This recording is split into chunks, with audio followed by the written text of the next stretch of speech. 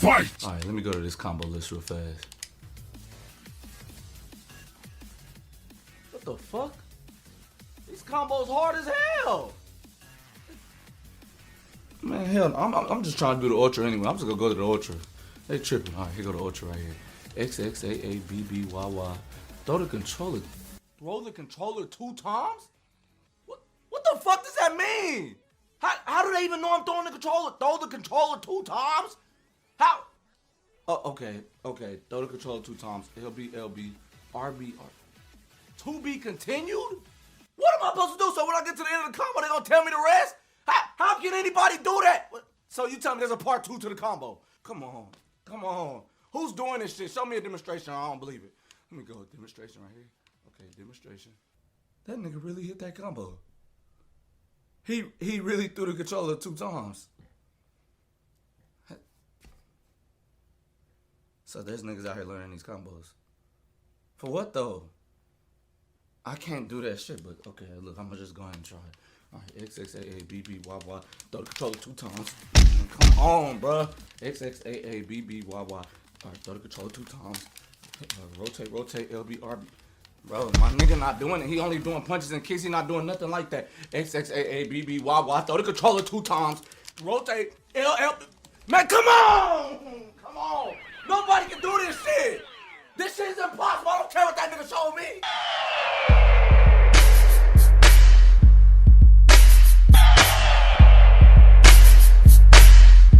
All right, this is the Three Ninjas Podcast. It's anime analysis by African Americans, comic book commentary by coloreds. Movie reviews from me and you, your mama, and your cousin too. As usual, I go by the name of Domino, aka Full Metal Smacker Bitch, aka Wound Raider. All right, next caller. Yeah, hello, ladies man. Yeah, I've been with my girlfriend for a few years now, and we like to have sex and all, but... Yeah, that sounds good to me. But it gets kind of boring. So is there any way we could spice up our love life? Well, yeah, there are a number of possibilities that you can pursue. May I suggest you consider the butt? AKA the Bulbasaur Ambassador, AKA Dunsparks, use high jump kick. AKA Clark Kente Claw, Dreddy Kruger, Optimus Rhyme, Ghost in a Half Shell, Oscar the Gooch, Space Ghost Face Killer, Inspector Deku, G.I. motherfucking Jimbo. Jimbo, he's gonna destroy everybody for you and you and you and you. Akuma Matata, Mansa Mufasa, Tony's little friend, Frank Castlevania, Master Chief Keith, Barry Flanders. Idly ho, neighbor. We must protect this house. Ninja Scroll and Chill, R2D2 Chains, Kakashi 6ix9ine, Stupid. Almighty Pusha T, Almighty. Yeah. Girthworm Jim, Fooly Coolio, and last but not least, Death Note down. Silence! I kill you! And as always, I'm joined by Hesh Jones, a.k.a. Dr. Duce, a.k.a. Han Solo Cup, a.k.a. Bruce Banner, the Full Metal Alcoholic. I gotta have a beer! A. Bay Blade, Lionel Richie, Hello? Lager Woods. Hey, it's Tiger. I need you to do me a huge favor. Ivan Uzi, Bernie Big Mac, I ain't scared of you motherfuckers. Mason Durag, You know what I got in this do-rag? What you got in the do-rag? Another do-rag. Snack Lightning, Jason Hermosa, Wilson Flash, Martin Luther King, Scott Summers. and also not in the motherfucking dojo is Bob alive. Nah. Bobby's not here. Nah. As soon as I come back, you want to leave. Yeah, you want like I gotta do work shit. Fuck that job. Fuck that work shit. Got to pay his bills, nigga. You heard him last week talking about his motherfucking light bill and shit, nigga. Oh yeah. Still crack. But That's what I be saying. Even though I don't even know where you get crack nowadays. I'll call some people. I don't want crack. Nigga. Not want some, but what you the fuck I'm gonna do with it? cook it, bag it, sell it, Pour it with it, touch it, bring it. I don't know. bag it up. But Do they still make crackers? yes, nigga, Alright, cool. they still out here. Alright, shit. I see. We'll talk about it. Alright. But in Bobby's absence, what we do have is a guest. Now, if you heard our episode at Retro World Expo, he was our first guest that came over to our booth, chopped it up with us. One of our booth mates came over, told us what he was about. And since he's in the area, you know, might as well have him in the motherfucking dojo, have him in the studio. We got UA Academy's own Jamaia Smith in the motherfucking building. Peace, y'all. Coming from Hartford, y'all. Jamaia Smith. Y'all can call me Water, though. You know what I mean? Call me Water. Yeah. Water. Everybody around the way call me Water. So, you know, I feel like I'm with people now, so. Word. Yeah. Why they call you Water? Because basically my versatility, man. You pour water into a cup, it become a cup. You pour water into a tea kettle, it becomes a tea kettle. Bruce Lee shit. You know, I adapt to my environment, and you know, and I was like that creatively. Like I used to draw a lot, then I started making beats, and I started rapping, so I started doing a lot of stuff. So they start calling me Water. Jack of all trades. Word. Be Walter, my friend. Yeah. Word. Welcome to the dojo, man. Facts. Yo, thanks for having me, man. Appreciate you for being here. Appreciate y'all inviting me out. No doubt. Man. Oh man, my ninja. Yeah. The hell going on with you, man? How you doing? How you feeling? How you living? Good, man. Chilling. I ain't do shit. I never do. Yeah, you got to do something. You got to we got to. I do. We got to get you out there. So here's the thing. What I do on the weekend. You can't keep doing that same thing. You went from doing nothing to doing nothing with somebody else. You can't. Well, I hear you. What I'm saying. For like 4 years, it's been like, I ain't do nothing. I drank. And now past year and a half, it's been like, yeah, I've been just chilling. All right. It's cool. Yeah, you know. Aging, huh? Yeah, I'm old, nigga. Ain't nothing to do. It's mad shit to do. What? Yo, nigga, it's everything to do. Go fucking pumpkin picking. The hell? What, you too hard for pumpkin picking? Yeah, I'm a gangster. No, I mean, I guess I can pick some pumpkins. I guess. Go on a nice little hayride or something, I guess. Get some apple cider? Something? Well, yeah, I guess. Or just stay home and watch TV, nigga. What? I mean, I guess. Stay in and stay in, you know what I mean? No, you don't stay in. All right, yo. What else you do this weekend? That was it. How was your week? How's your weekend? How's your day going? We go to school. Work sucks, man. I fucking hate working. When you gonna quit? Never, because I need monies. Well, when are you gonna quit that job? That's a good question. I don't know. I don't know. I am gonna start looking again, but I'm trying to postpone that because then if I do that, then I gotta get another job. That means I gotta push back certain stuff, benefits and shit that I have now established that I won't have again. Right. For depending on the place I go to for a year or tops. So it's like, but I do need to make more money. Yeah, don't we all? Yeah. Don't we fucking? It's a fact. So, because I was looking at the shit, you know, like a month ago, trying to figure out. It's like, it got to come in from somewhere, nigga. So I might have to learn how to sell that crack or get a new job. Because I needed a few extra ducats coming in, just a few more. Yeah, chill out. They hit niggas with Ricos now. Yeah, I seen what they did surf. I was like, that's crazy. Yeah, they got surf up on out of here. And it's like, fuck. I feel bad because I like surf. You know, I listen to the show. I was like, I like surf. I was like, damn, what you doing? I thought he was about this. Nah, after he leaves that show, he be crippling. He be rolling 60 for real, that man. nigga be out there. He outside. He's the opposite of you. You inside, that nigga's out there. All the way outside. I thought he was like, because I hear him on the show, so I figured he was like, away from that. But also the thing with the Rigo is it don't matter. They've been working on that case probably who knows how long. They said for at least 2 years. Yeah, so he just started showing up on the show maybe like a year ago, if it was even that long. I mean, but prayers to him. Facts, because you know, hopefully everything works out because he looked like he was trying to change his life, and this sucks that now he's getting caught up in some shit. He might have been like half a foot in, and he might have really been all more out than in. But fucking a Rigo's a Rigo. Yeah. But I hope that works out for him. I hope it works out for everybody because you don't want nobody to go to jail. Thug, Gunna, everybody in YSL. Yep. Unless you actually did that shit. I mean, if you was actively murdering niggas. If you was actively doing wild shit, then like selling some drugs, it's like, man. But if you shoot niggas and killing, maybe. If you was a menace, they might need to keep you. Maybe. It depends because I like surf, so he could let him free. Yeah, you know. Even if he did it. You see how we excuse motherfuckers because they do it like something really good? Or just something that even if it's not really good, it's just something that you like. Yeah. It gotta be really good, just you like it. So how long you think until like the public forgives Kanye for his bullshit? You think 2 weeks, a month? It's already forgotten. End of the year? It's already forgotten. Nah, the episode ain't come out yet. We just been seeing little clips and tidbits. True. We ain't get the full scope of his bullshit. I guess it depends if there's no good context to that. But I guess it depends if there's context. Maybe it might be immediate. But I'll give him 3 months, 2.5 months, depending on whether or not he continues to do more egregious shit.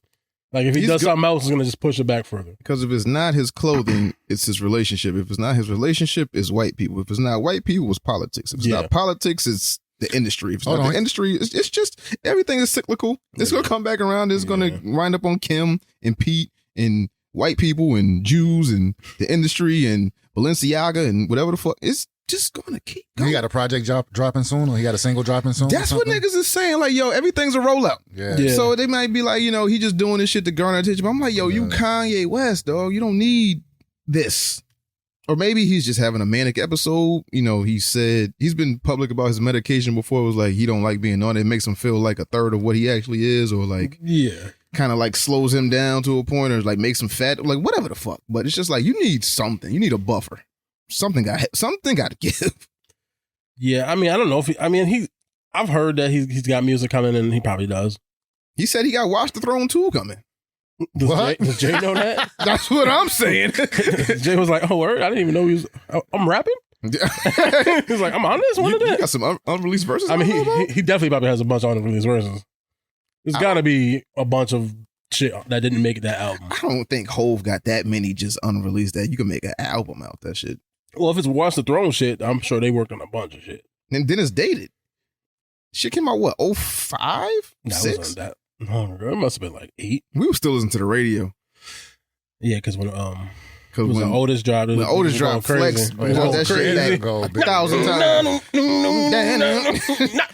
Yeah, like it took like do it again.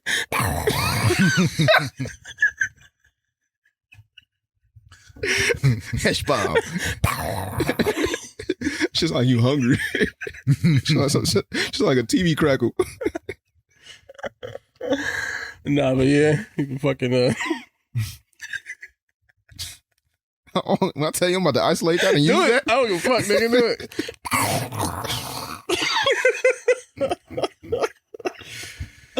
Oh shit. Oh man. Oh fuck.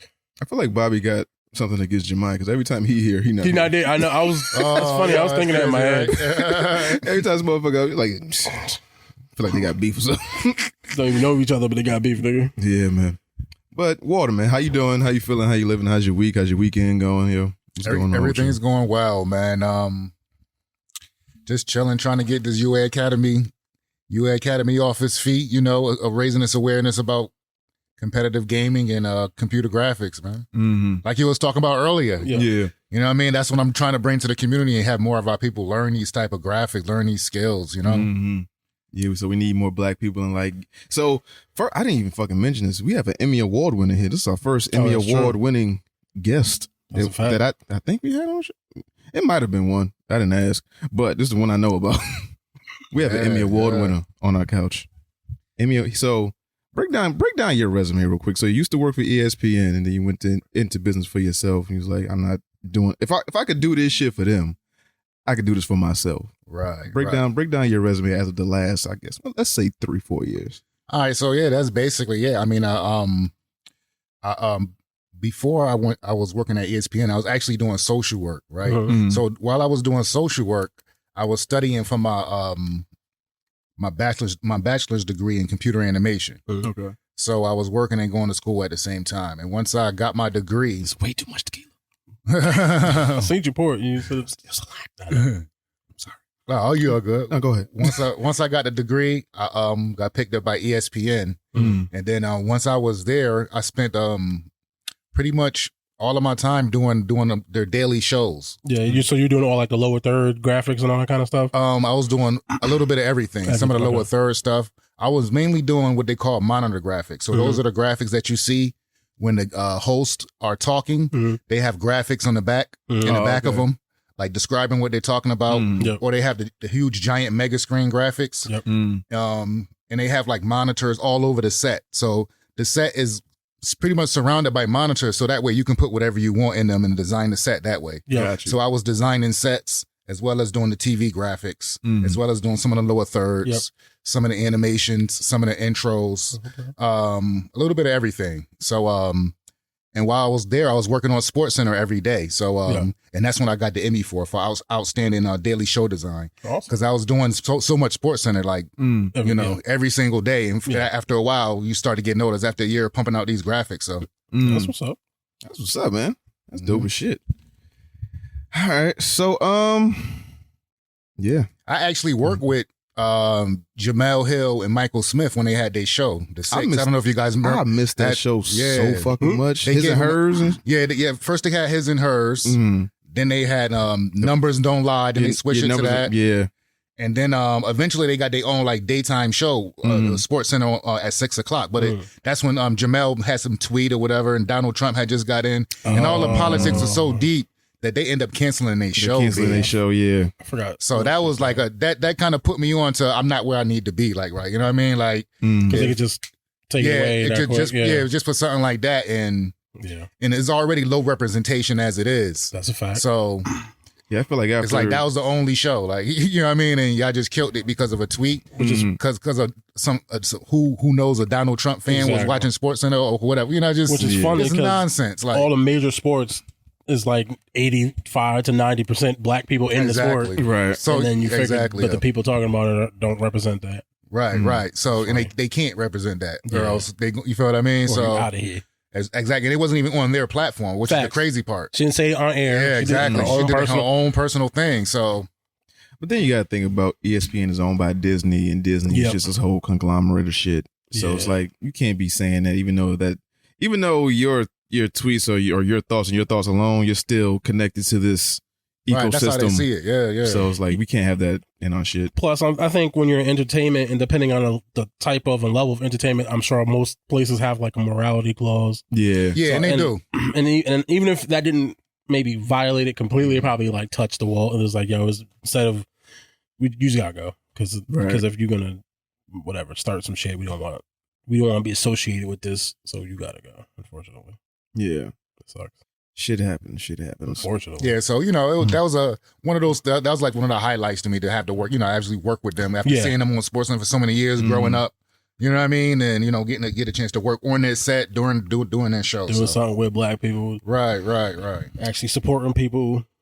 I feel like after Stuart Scott passed, like it was just downhill for black people at that point. Man, They just, like, everybody's expendable at this point. Like, if you wasn't Stuart Scott, kind of expendable. I think they only got one black person now. That's Stephen A, I think, right? He the only it might be Stephen A and Wilbon. Oh, he's still over there? I think. He still got a show? I don't know. I don't watch ESPN that frequently to know if he's still there, but I know that Stephen A is still there because I see clips. Wilbon, I don't know. What's that other black dude that's married to that housewife or was married to that housewife? I can't think of his fucking name. But I think he's still at ESPN. Where's Shannon at then? Shannon Sharp. Yeah. He's on not TV1, Fox Sports with Skip. Yeah, okay. But it's not much black representation over there unless you count the women. They don't really. Still not many. Yeah. It was like a diversity hire. They just wanted something, like they got rid of Sage Steele at a point. Malika they trying to cancel. They got rid of Sage Steele? I think so. No, I think she's. I used to work with her too. I think she's over at ABC, NBC or something like that. I think they got rid of her after them tweets. Why was she? She said something. She said something about white men, black men. It was something. It was something racial that she got canceled for. And I don't think she's doing commentating no more. Can't even support your people without losing a job. Nah, but she's like a Candace Owens type of person. Okay, but not as strong. But she's like, you could tell, like you could tell where her alliances are. Type of thing. But it's really people out there boycotting stuff though, like that. Oh, that's crazy. No, not even. Really? It's just a couple niggas on Twitter. That's what I'm saying. Nobody's really like outside boycotting fire this person. It's just a couple loud niggas on Twitter. People going to extremes over stuff as if it's like real repercussions. Like it's never like everybody that we say we cancel, we never cancel unless you did some real egregious shit. Unless you like R. Kelly. Unless you a murderer or some shit. Like other than that, we don't really cancel. Like you had a bad day. You sent you sent the tweet that you thought was cool. They ain't even really cancel R. Kelly. He just got sent to jail. Majority of people have canceled R. Kelly, but it's like you got them few people that just still play his music. They still do TikToks. They still write him in jail. They still give him commissary. Sending him money. Yeah, it was like The R rule was good until the judge was like, nah, you can't have all this money. I think now it's a little tough for him, but that just happened like a couple of months ago. I knew something was wrong with R. Kelly when he made 157 Trapped in the Closet. That shit was crazy, right? When that nigga, that shit was nuts. Like once it went past you know what's so 30, crazy? I was like, because something's wrong. Holmes was projecting, yo. Holmes was doing that shit in real life, yo. Trapping motherfuckers in the closet, yo. He was really doing that, yo. But trapping bitches in his closet. Yeah, it was. That shit's crazy. Some of those was and he making hits out of this shit. We all, he laughing and shit. You know how devilish is that? Oh my god. Yeah, I'm not gonna lie though. For like a good he had me for like 10, 8 of them. Yeah, like 12, 15 of them. I was on board, but then when he started going overboard, I'm like, hold on. When he made this a soap opera, like this ain't Days of Our Lives, R. Kelly version. Like, I mean, that's what he was trying to do. He was just trying to make a musical soap opera. I was like, all right, but you wildin'. It's not sustainable, but it was like because this is you can't no more either, huh? So he couldn't even let that fly now. It's a little person. I'm not calling somebody. I'm just saying what he said. I'm just saying R. Kelly, he can't come out with that now. Like, you feel what I'm saying? He ain't coming out nothing now. Yeah. I'm just saying how funny like times change and shit. Like that was popping back in the day. Fast too. You feel me? Like, that was popping. That was like, damn. Shit changes every day or something you can't say or do anymore. That with some shit like that. Shit that you could say last week. I'm mad about I mean, we still say it, but you know, it's. I try not to. Yeah, we don't go overboard with it. Here's the thing that bothers me about some. To me, it's not connotative. Be yo. Like, first off, it is like a medical term, right? It is a medical. It's like delayed, right? Like tardy, right? Like you late, but it's like a slang word at this point. Yeah, but we're not actually calling someone that has special needs. Like, right. Like if you say something, like you slow, like yo, you slow. And that's the thing I was gonna say, like. Every time I ever used the word, it wasn't like malicious towards someone who actually had like a disability. It was like towards like my friends, or even yourself. We'd be like, slow mo, yo, But R word. But I'm mad about that one. But on the other hand, I understand why people's like, yo, we got to keep that. I don't like when you use it. So it's like I try not to use too far. Just like we can't say no more. Yeah, the thing I get it, but you're not really allowed to anymore. Apparently, there's a community of like people that have these. I don't know, it's spasms or It's short for spastic. Spastic, and which is like something like people who it's like somebody able out. Yeah, like, yo, don't out. You can't. What? But because so that's like an ableist comment now. Bro. So now you're not supposed to be able to say that. Like Beyonce got in trouble. Like once you hit the top tier, Beyonce got in trouble for that shit. It was like apparently you can't say that. Like Lizzo, she got in trouble for it too. And then it's like Beyonce said it. Now she changed. She actually went back and changed the lyric in her album that she already put out. Imagine if that shit was on CD. The industry won, man. I mean, like Kendrick Lamar said, man, the industry won, man. Yeah. I mean, I get it.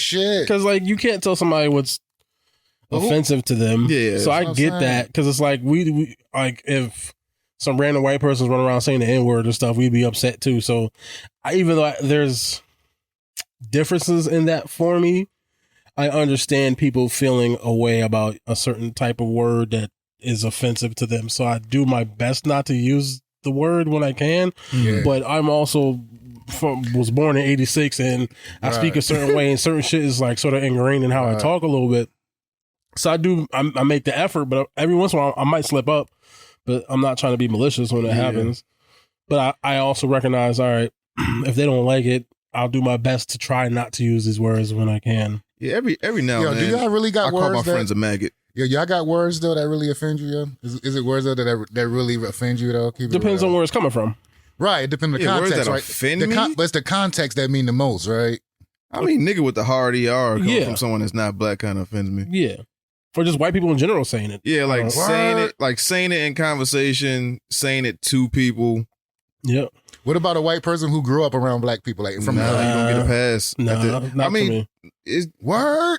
I know mad white people who say nigga because they grew up around black people. Yeah, just be, you know what I mean? I mean, we made it cool. We made it, comfortable. We made it a slang, but still, there's still like, as younger me would have been like, nah, you can say it, but like now that I'm older, like I feel away now. It was like certain people can't use it. Like if Paul Wall said this shit.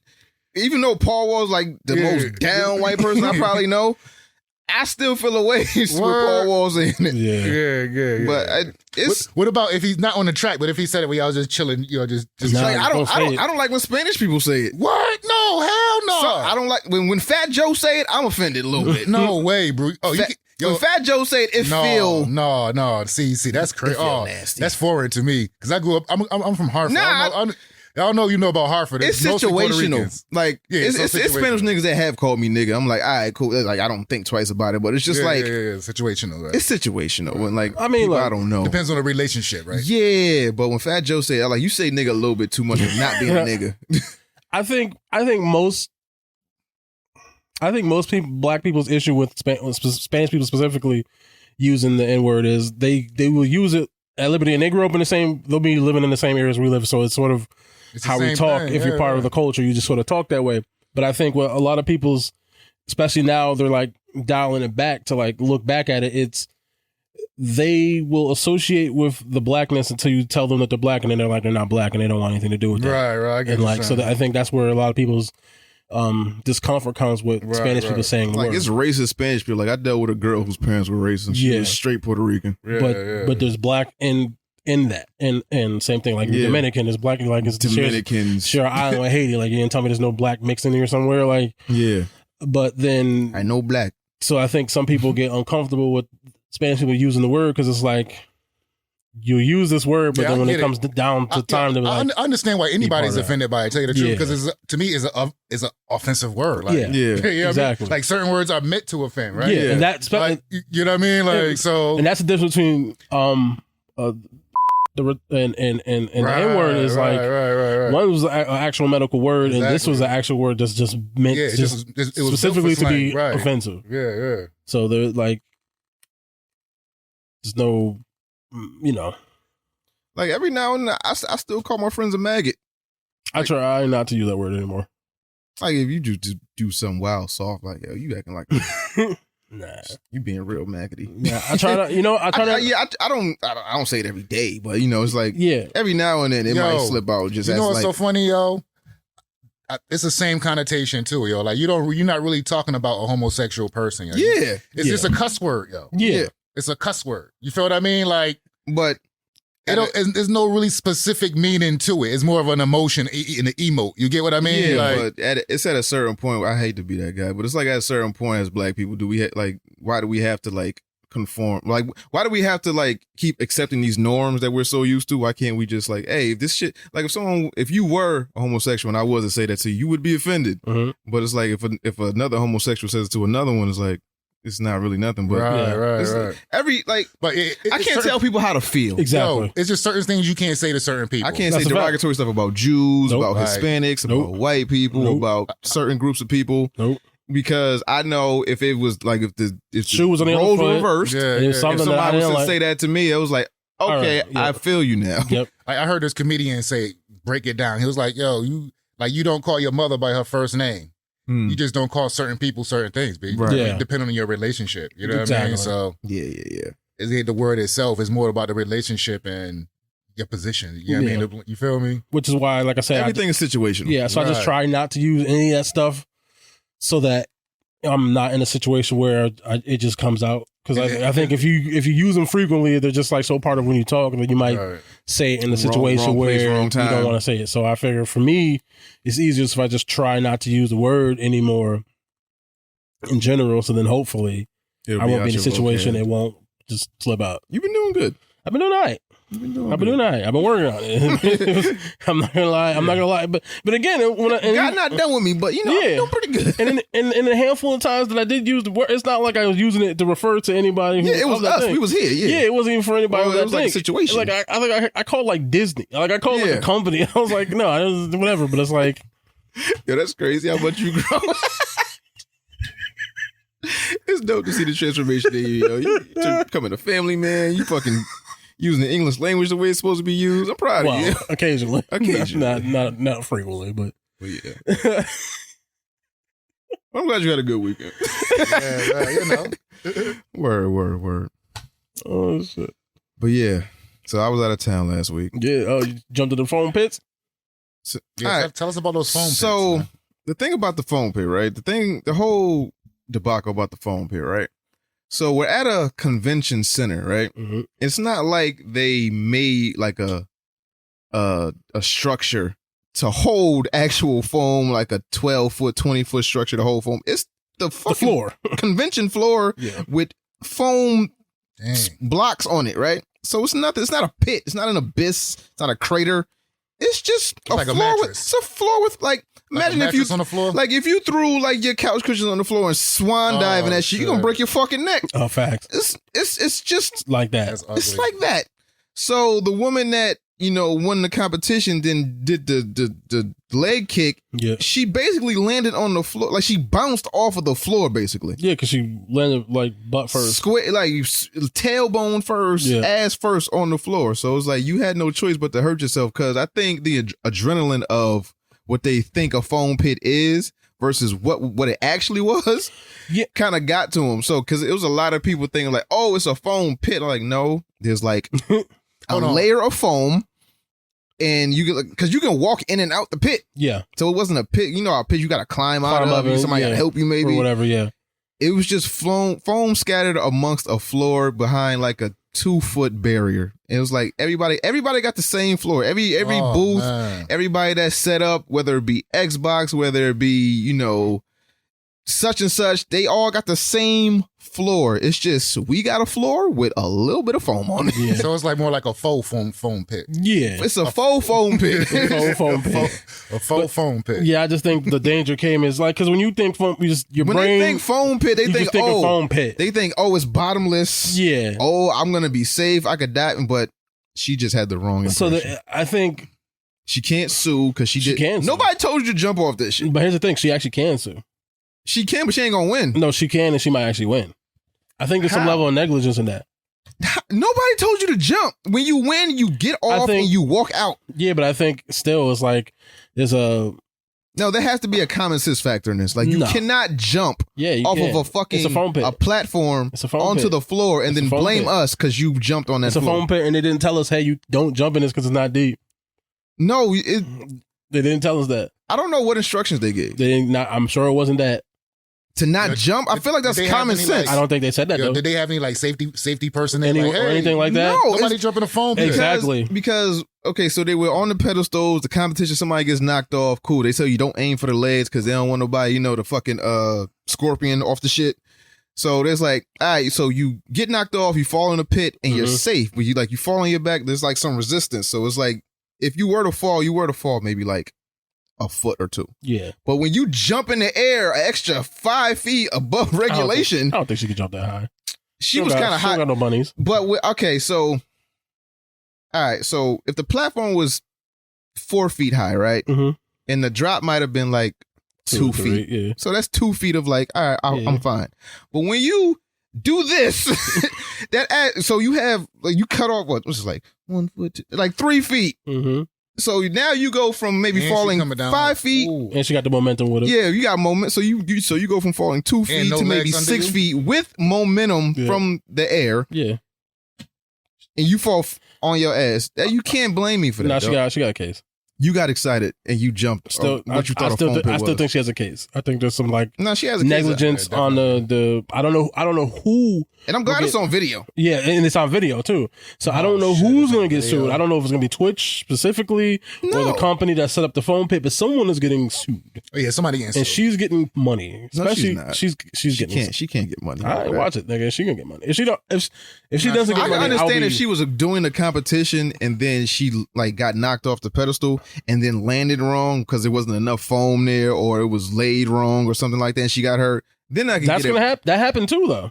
The person that walked through a foam pit and dislocated their knee or their ankle or some shit, like they have a case. Okay. But when you voluntarily jump off of something because you won and because you thought the foam pit was something that it wasn't, I don't think you have a case. But if that person has a case, she gets a case. You can have a case, but you're not gonna win. I think she'll win. You voluntarily jumped, or when they'll settle is what will probably happen. Probably they'll settle. But she's gonna get something from this. Yeah, because at the end of the day, if you're using somebody's equipment, you shouldn't get hurt, right? But if it's no fault of theirs, because you can misuse equipment and hurt yourself to your own fault. But was that? No, I'm saying like you at an amusement park or something. Yeah, you using a ride. Yeah, and you get hurt. If you get hurt, no matter how you get hurt, exactly, you got hurt on their shit. You ain't supposed to get hurt on their shit. It's some liability. But, like if you on an amusement ride and you lift the fucking seatbelt up yourself and be like, nah, I want to live reckless, you fall off the shit, that's not their fault. You should have safety precautions to prevent someone to be able to do that. What if they just dumb strong? They got the R strength? Yeah. They click, strong click, shit. Yeah. When he click. But again, that's negligence on the company's part, and they can sue if they survive that drop. I mean, if you fall off a roller coaster, it's kind of dumb for you, dog. Dunzo. But TwitchCon was dope, you know. Like I was saying, like I was saying before, the mics got hot. There would, you know, you got your, you know, bad stuff that happened. I think one girl was drugged her first night there. Crazy. But she got back to a hotel room safe, and that's the only incident I heard of. I heard somebody try to bring a gun into TwitchCon. I respect it. What? Sometimes, I don't know who's in here, so I need to stay safe. No, I'm talking about like a mass shooting type of. Oh, no. I thought you meant he just trying to stay strapped up. Not strapped up. We all nerds, geek. Who's on high alert at TwitchCon, dog? The nigga who tried to do the mass one. Now, if I had mine on me, black alcohol. Well, that's when you hire security. Well, that's true. You don't have to bring, because they have metal detectors and shit like that. So it's like you wasn't allowed to bring bags under a certain width and height. So you can't sneak no shit in there. I mean, you can run in there and bogart the whole shit. Who gonna stop you when you got an AR? I'll bogart this whole shit. Yaka this whole floor and leave. I mean, yeah. But for the most part, it was cool, man. I met a lot of cool people. Any dope reveals? Any dope reveals? Not really. It wasn't a con like that. It was more so a con for their specific platform. It wasn't like New York Comic Con or shit like that where they had like a premiere for something like that. Yeah. All they did was like unveil like different things that were going on with Twitch. Like they're gonna introduce new like, you know, apps and ways to communicate and ways to have fun and more security measures and stuff like that. It's nothing like, oh, we revealed a new series coming out. All that was for New York Comic Con. Are they gonna fix their fucking payment? Yeah, well, they lowered the payment scale from $100 to $50. So you know, they're trying to do something with ads, but it's like, how do we keep this platform going if we don't get ad revenue money? But they're trying to implement something where you can skip ads, because like having 7 ads on a stream is crazy. And then most people have FOMO, so you know, when you don't pay and then you have like 8 ads, they feel like they're missing out on the action. And then the retention rate happens where it's like, if you see 8 ads, you're going to leave and go to somebody else's stream. So now you lose possible revenue and you lose viewership, and you know, it just trickled down. You can do 8 ads, just don't do them all in one chunk. But some people do that. Like they gave a workaround with certain stuff, but people just complain about everything. Yeah. I played Street Fighter 6. That was dope. That was dope. Oh shit. They had 8 characters, maybe. You stand in line. You can go as many times as you want. Yeah. They give you 3 rounds and you play the game. That shit is amazing. I missed it when I went to Evo. They had already shut it down by the time I got to the video. Yeah. Man. Yo, I didn't. Did you get a beta code for the, what's the name? No. Yo, I tried to get that code. Like, I felt like everybody else but you got it. I signed up on 3 systems. I felt like everybody but me got one. Yeah, I was seeing people on stream playing. I was seeing some of my friends talking about on Facebook they got it.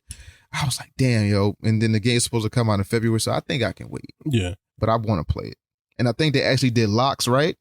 So I'm happy about it. Because they got the creator character. I think they actually did black people right in this. For once. So I'm excited about it. And then like the customizations look cool, and like you can literally make any type of character. That's cool. I talked to some people from Xbox. Phil Spencer? Not Phil, he wasn't there, but it was like some representatives from Xbox. They're from like their like stream team. Oh, word. And what they're trying to do is implement this like so if you follow Twitch and you follow Xbox, sometimes they have streamers playing games. Maybe they're not yet released. Maybe they're newly released and they haven't played on their platform. So it's to get the engagement plus introduce people to new streamers. And they're trying to implement a program where they don't go for like the top tier guys all the time, like the 20,000, 100,000, a million people. It's like, oh, maybe we could find a diamond in the rough. We could find somebody with like 600 followers, 2,000 followers. Like, you know, your excitement might make people buy the game or buy Game Pass or buy Gold, or it's just, you know, cool. People can just discover a new streamer just because they don't have the biggest following in the world. So I talked to them for like a half hour. That was cool. It was a bunch of other stations. It was Crown. They do they got a channel on Twitch. Crowd Control. Crown. It's like Crown does this show. It's like a competition type channel. Royale? No, Crown. It's called Crown. It's not Crown Royal. It's not liquor. Got excited. But yeah, they do like competition type things. So it's like it could be cooking, it could be Fall Guys, it could be a race, it could be something IRL. You know, it's just random stuff. So it's like they were looking for hosts. I talked to them. Oh, word. I'm trying to get out here. I feel you, nigga. By any means, that's like fucking Malcolm X. Networking was secondary on my list. Like I went out there with like I just want to vibe, see what they got going. But on. I'm doing this with purpose. I bought business cards. I was like, hey, I don't blame you, nigga. Hey, go by the name of Domino. I stream. You know what I'm saying, do all this. I'm working this week. I was like, yo, this sucks. I do not blame you, nigga. Yeah, by any means necessary. I do not. I went to Twitch Rivals. That was cool. They had like a Fortnite competition. They had a Minecraft. They got some new Minecraft thing called Minecraft MOBA. It's like it's something where it's like massive online battle royale. Arena. Battle arena. So it's like it's that's like League of Legends, I think is a MOBA. Something like that. But it was pretty cool. That was my first time actually seeing it and hearing about it. So I was like, let me go to this. It ain't no other panels I want to see, so I'll check that out. It was a lot of dope panels. I went to a lot of panels where they had like black representation. They had black speakers, or they were talking about something that could actually help my stream be better, whatever. There were a lot of meetups. They had meetups for, the Asian community, Latin community, Pokemon meetups, cosplay meetups, black people, all types of stuff. You pick up any good tips for your channel? Network. And that's it. Basically, networking I met a lot of cool streamers. Like I be in their chats and whatever, so I actually got to see them in person, say what up, dap them up, have a drink. Met a lot of cool people that I didn't know previously. I got drunk with a lot of people, got high with a lot of people. Yo, shout out to Edwin. I was about to say, and shout out to Ghosty. Oh, so you met Ghosty? I didn't meet Ghosty. Oh, you didn't meet him? I met Edwin though. Oh, yeah. Me and Edwin had a time. We would, as soon as I got off the plane, he hit me with this nice little edible bag. Oh shit! He got me some good smokes. He got me some edibles. Dope. And I brought that shit home with me. No problems. Dope. I'm a mule. From NY to the Carolinas. But nah, like, shout out to Ghost. Yo, they held me. Yo, Edwin held me down all week, and he picked me up from the airport. Did he really? Yeah, I didn't ask him to. He was like, yo, because when I had mentioned I was going to TwitchCon like months ago, he was like, yo, it's in San Diego. I was like, yo, you coming to San Diego? That's where I live. So he picked me up from the airport. That's love. Shout out to him. We rode around the city. He took me to like this park. He took me to I'm gonna say something racist. What? Did y'all get tacos? We got burritos. Burritos even better.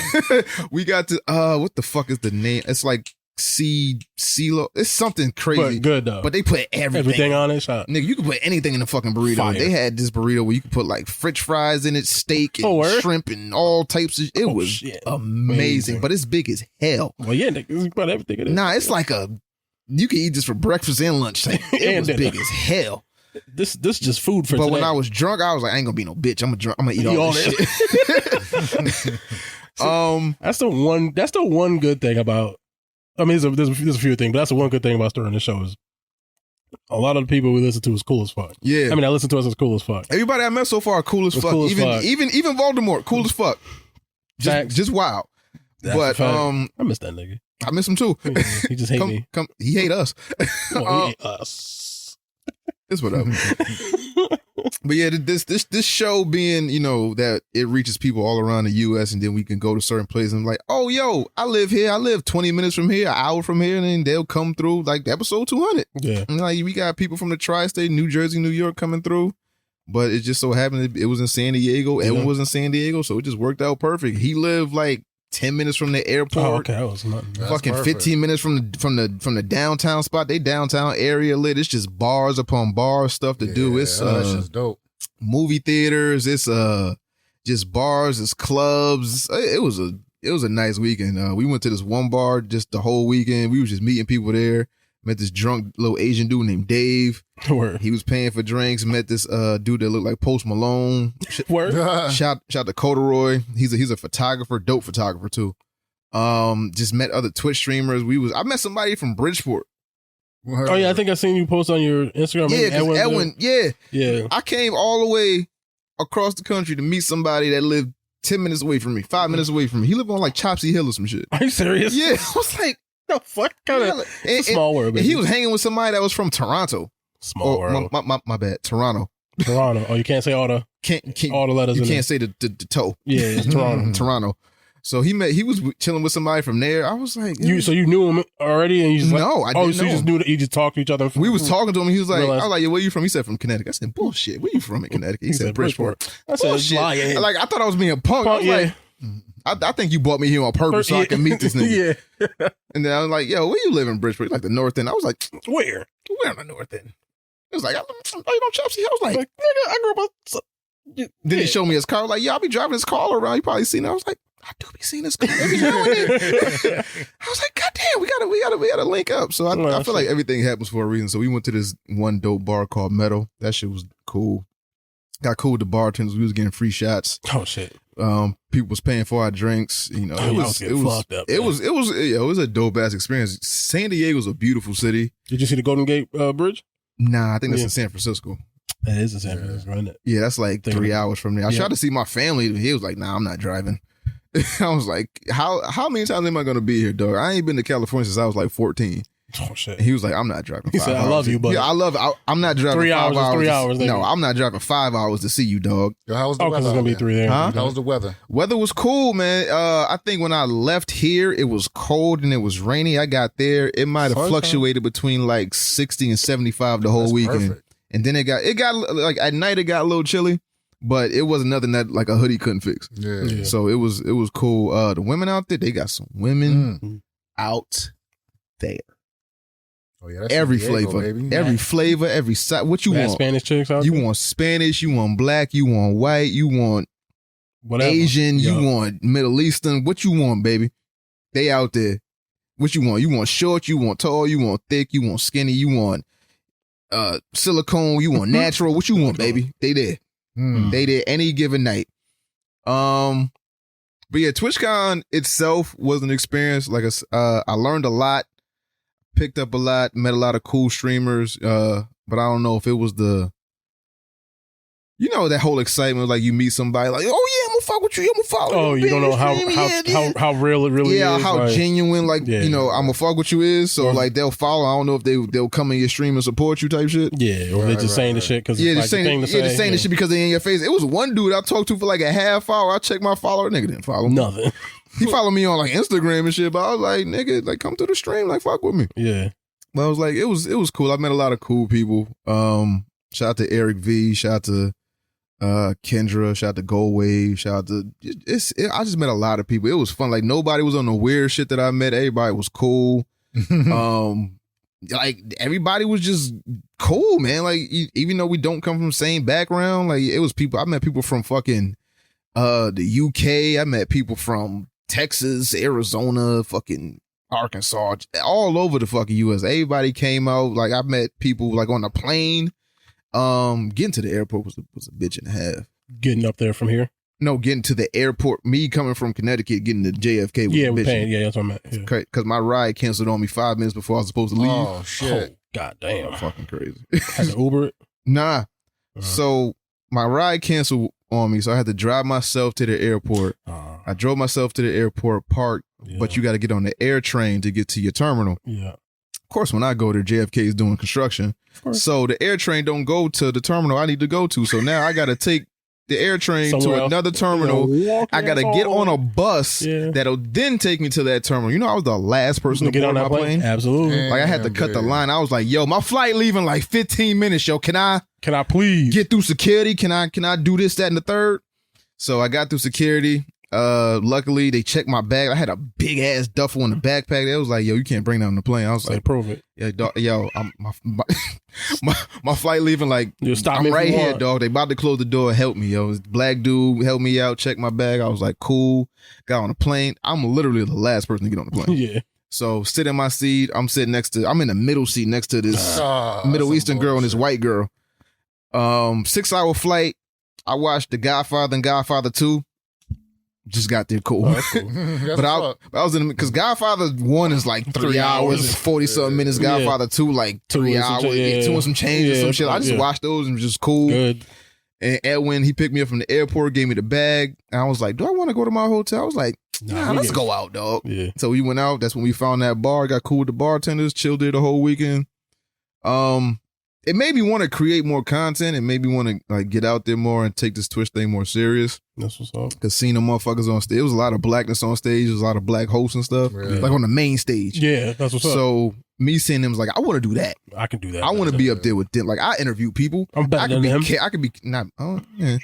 I don't want too much home, but I can be charismatic. I can interview people. I can do X, Y, Z. I want to be up there with them. So I want to take this Twitch thing more serious and actually like do something with it on top of like comedy. And I'm trying to wear a lot of hats. Maybe I'm gonna burn myself out and die early. Maybe not. I don't know. But yo, man, live, B. I'm trying to live, baby. I don't know if this tequila gonna help me. You know, I'm about to be 36 tomorrow, so live, B. We gonna see what happens. But yeah, it was dope, man. I went dolo. That had to be fun, yo. It was cool, but it wasn't. Yeah, because like at times I wanted people to be with, so I had to meet people and like form these relationships and like, yo, can I chill with y'all? Because I ain't got nothing else to do. I got nothing else to do. Like I'm walking around aimlessly with nobody. Yes, but it's like it's cool because I could just move when I want. Yeah. That's also convenient. Yeah, just okay, I'm done with this. Bye. Yeah. Right. Taking edibles and just wandering. Zooted. Fucking zooted. Fucked up. The fucked up thing about them edibles that Ghosty gave me, they delayed the shit. Yeah. They kicking like 40 minutes later, something like an hour and a half. Not because. So my whole trip there, from Thursday to Sunday, I didn't go home until to my hotel until like 3 a.m. Oh shit. Every night. So it was like the con started at like 8, 9. Yeah. So that's like 5 hours of sleep, 6 hours of sleep, get up, go to the con, walk around all day, rinse and repeat. Yeah. So the day I was supposed to talk to Xbox, right? Mm-hmm. I was like, I need to get to sleep. So I got back to my hotel, I took an edible, and I guess I fell asleep before the shit kicked in. Oh, so then I woke up. High as fuck. No, I woke up and then the shit said, oh, we got action.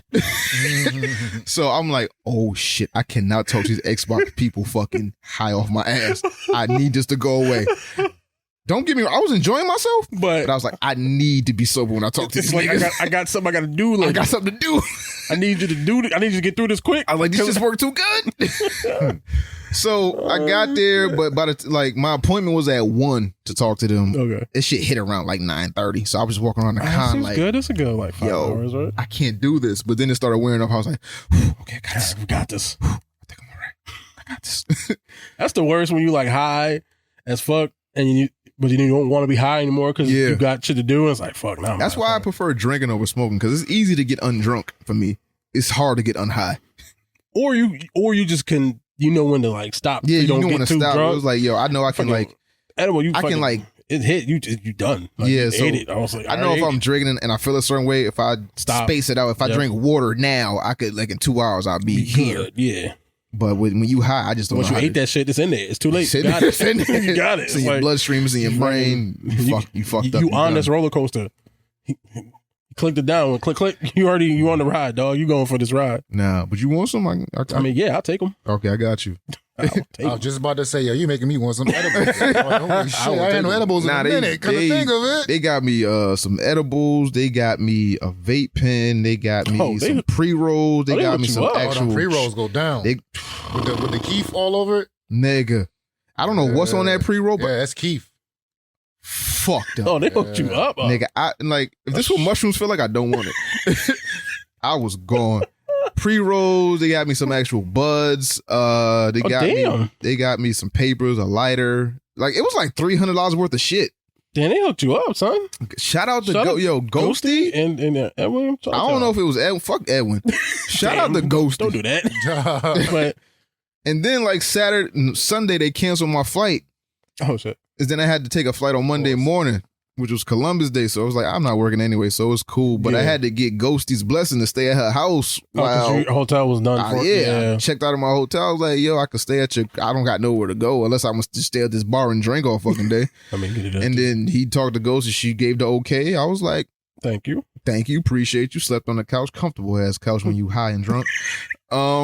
Got up. I swear I almost passed out. The dead ass. I wasn't gonna make it on that flight. I was like, yeah, I'll go tomorrow. But yeah, did that. Woke up, went home, man. Smooth flight. I had a whole fucking roll to myself. I was chilling. Good. I took another little power nap. They confiscated my fucking Jack Daniels. I was mad about that. Oh, the bottle's too big. Nah, I forgot I had a handle. Like I had just bought this fucking handle, fucking Jack Daniels, and I forgot I put it in my carry-on. So it went through the thing, and it was like, "Yo, you can't have it." So I was like, "Prove it." And I already checked my bag. I was like, please, yo. Like, I'm not going to drink it. He's like, yo, my hands are tied. I was like, I'm not going. Can I drink it all right now? What? They'd have had a heart attack, pulmonary. Was it pulmonary? Yeah, embolism. I'd have had all that shit on the flight. Nah, you just gotta get a straw. I remember I see some video with somebody put like a straw in the shit. Yeah, to get the air out. Just turn it up. I was like, yo, I was just like, yo, please, yo. He was like, yo, my hands tired, yo. There's people looking. And he just took it away. I was like, yo, let me get a swig though. So what you do is you fake like you put it up and then just stuff it back in the bag and just throw it off. Yeah, I could have slipped him some money, but I was like, I ain't got nothing. But yeah, TwitchCon was cool, man. It was an experience. That was my first TwitchCon. That was my first time in San Diego. I wish niggas would have came, man. It was dope, man. Like I said, they was out there, man. They was out there. It was fun. It was an experience. It was networking. It was a time, man. Word. Saw the Megan Thee Stallion concert. Oh, you saw Meg? That shit was cool. She's twerking on Massachusetts. I saw that. They tried to hype that shit up more than it was when a dude came on stage and like assaulted her. Type of shit. They tried to hype that. That shit wasn't. He just walked up and said, "Hey," and then like he walked up, tried to like twirl her around, and like you see security kind of like whisk him off stage. But it was like Meg was like, "No, he's cool. Just let him come back. Just don't do it again. Just don't touch me." Yeah, just don't touch me. But she just invited 10 people on. Oh, she had invited people on stage. Yeah, she invited motherfuckers on stage to twerk with her. Oh, well, so why you up there, dude? You don't nobody see you. It was gay. It was everybody. It was gay people, women, LGBTQIA plus, disabled, whatever. Everybody was there. It was like, yeah, I want you, Hunty, everybody. Boom, boom, boom. Come on stage. It was 10 at a time, so it was like 20 people, 30 people at most came on stage, twerked, got off stage. Twerking for everybody now. Everybody on the big screen. Everybody twerk now. Everybody's twerking. I guess homie was like, I gotta shoot my shot somehow. Yeah, but he was gay, so it was like, oh. Yeah. Oh, yeah, still don't touch me. But Meg did like 7 songs, 8 songs, and bye. And just bunked the fuck out. She wasn't putting on a full ass concert. Getting the fuck out of there. You're getting 15 minutes of Matt. Yeah. And then I'm out. The first act was cool. The second act was trash. And then we had Meg. Yeah. But other than that, yeah, it was cool. TwitchCon is cool. I actually listened to one of her albums like 2 years ago, yo. Megan Thee Stallion. Yeah. I don't know what maybe I seen it on Amazon or something. I was like, you know what? I'm gonna give this album a shot, yo. See what she talking about. I kind of liked it too. I ain't gonna lie. I thought it was kind of dope, yo. Never listened to a Megan Thee Stallion album. I tried that with Nicki. I was like, no, this ain't for me. Who, Nicki? Nicki Minaj. Yeah. Oh, yeah. I tried that with her. I was like, nah, this ain't for me. Never listened to a Nicki Minaj album either. I tried. I listened to it. I was like, all right, there got to be some redeeming value in this shit. It can't just be all like just it can't be just that. But it's just all that. You know whose album I did listen to that I was like, you know what? I fucks with this. Who that? Doja Cat. Yo, I am a Doja fan, yo. She is talented. I was like, you know, I forgot what the fuck. I was like, I'm gonna just give this shit a shot one day. I was like, you know what? This was not bad. Nah, yo, I fuck with Doja like heavy, yo. I was like, this ain't bad. Like every song I heard on the radio, I was like, yo, who is this? And every time it was Doja. I was like, yo, all right, let me listen to this album. I was like this shit all right. It's not bad. Like this shit ain't all just like titty, vagina, horse, slut, and something. It wasn't I'm a all cow. That. Yeah, I'm a cow moo. It wasn't all that. It was shit was alright. Like I'm not even mad at this. I wasn't. Like I want to go to a Doja concert at this point. I don't know. I feel like she's been on the internet wilding a little bit. She's not canceled, but she's just eccentric. Okay. She was always like that thing. Unicorns and rainbows and fly pelican fly, whatever. She just a little out there. All right. Maybe that's that white side talking. I don't know. Maybe. Who knows? I don't know. But yeah, man, TwitchCon was cool. I think I'm gonna put that on my yearly thing to go to. So I think every year, man, I'm trying to go to BlurCon. I want to go to DreamCon in Texas, but I don't think I'm gonna try to go. I want to go to DragonCon. What's the one they were saying they be walling at? Was that DragonCon? DragonCon. Yeah. That's what where's that at? Atlanta. Yeah. Or Georgia, I want to say. I don't know if it's in Atlanta. But, Georgia, okay. What's the nigga that run BlurCon? What's his name? Hilton. Yeah, Hilton said that's where they be turning up at. But yeah, I think TwitchCon is on my list of shit to go to every year. BlurCon next year, I think we in there.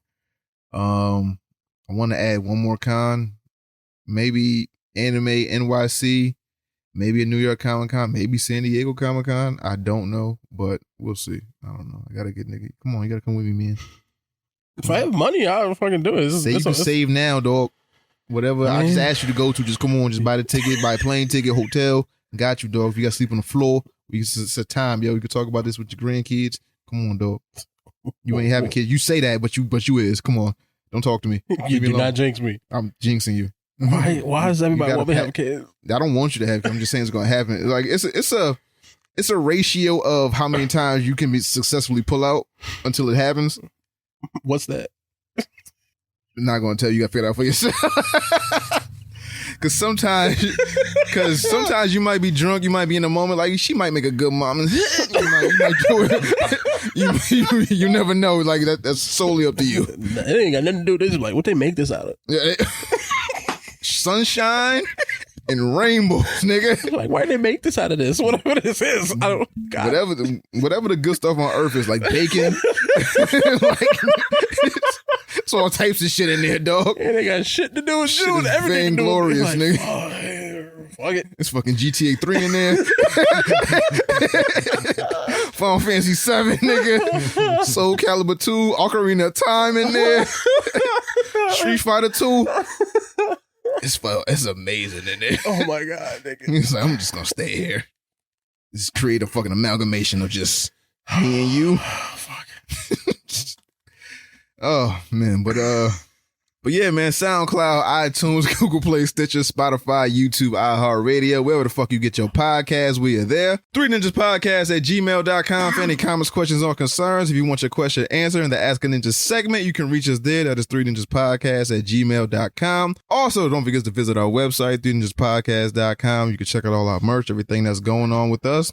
Consider supporting us on Patreon. That's patreon.com/3ninjaspodcast. Everything goes back into the show. If you watch us on YouTube, make sure you hit that bell notification, subscribe, every time we drop a video. If you do happen to watch us on Twitch and you have Amazon Prime, you do get one Amazon Prime subscription a month. That is free money just sitting around.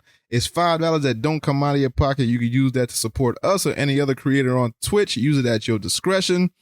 Discord's a cool place. Join the dojo. I feel like we got new people joining the dojo every week. Shout out to everybody that comes there and just enjoys themselves, whether you like the Mr. Nasty Time segment, like whether you just sports, whether you, whatever, cooking, whatever the fuck, whatever you like, we got it in there. Reddit, Instagram, Twitter, all that cool stuff. Just type in 3 Ninjas Podcast on your respective search engines, and hopefully we do pop the fuck up.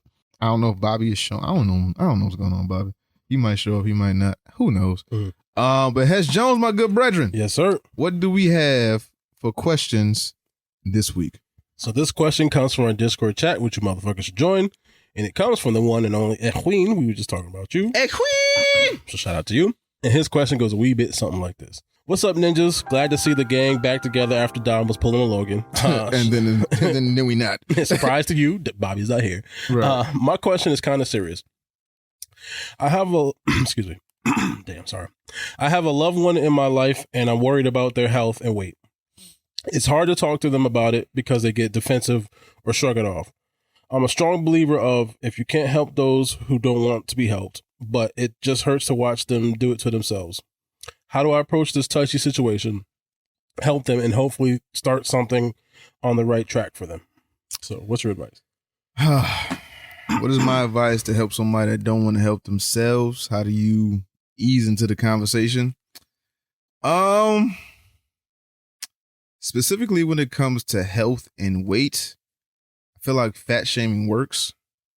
So I feel like, well, fat shaming works in doses.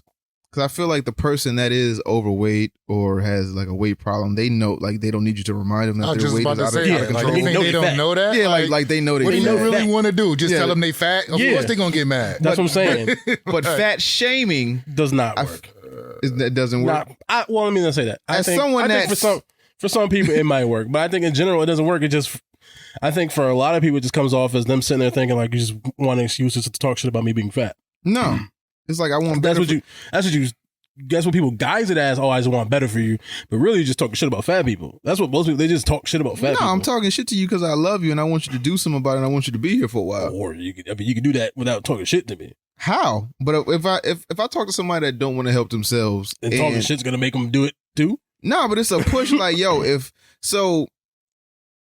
I can't talk from the perspective of a fat person. Well, how do you let them know you disapprove without actually being offensive and getting, you know what I mean? Like, yo, that's some bullshit.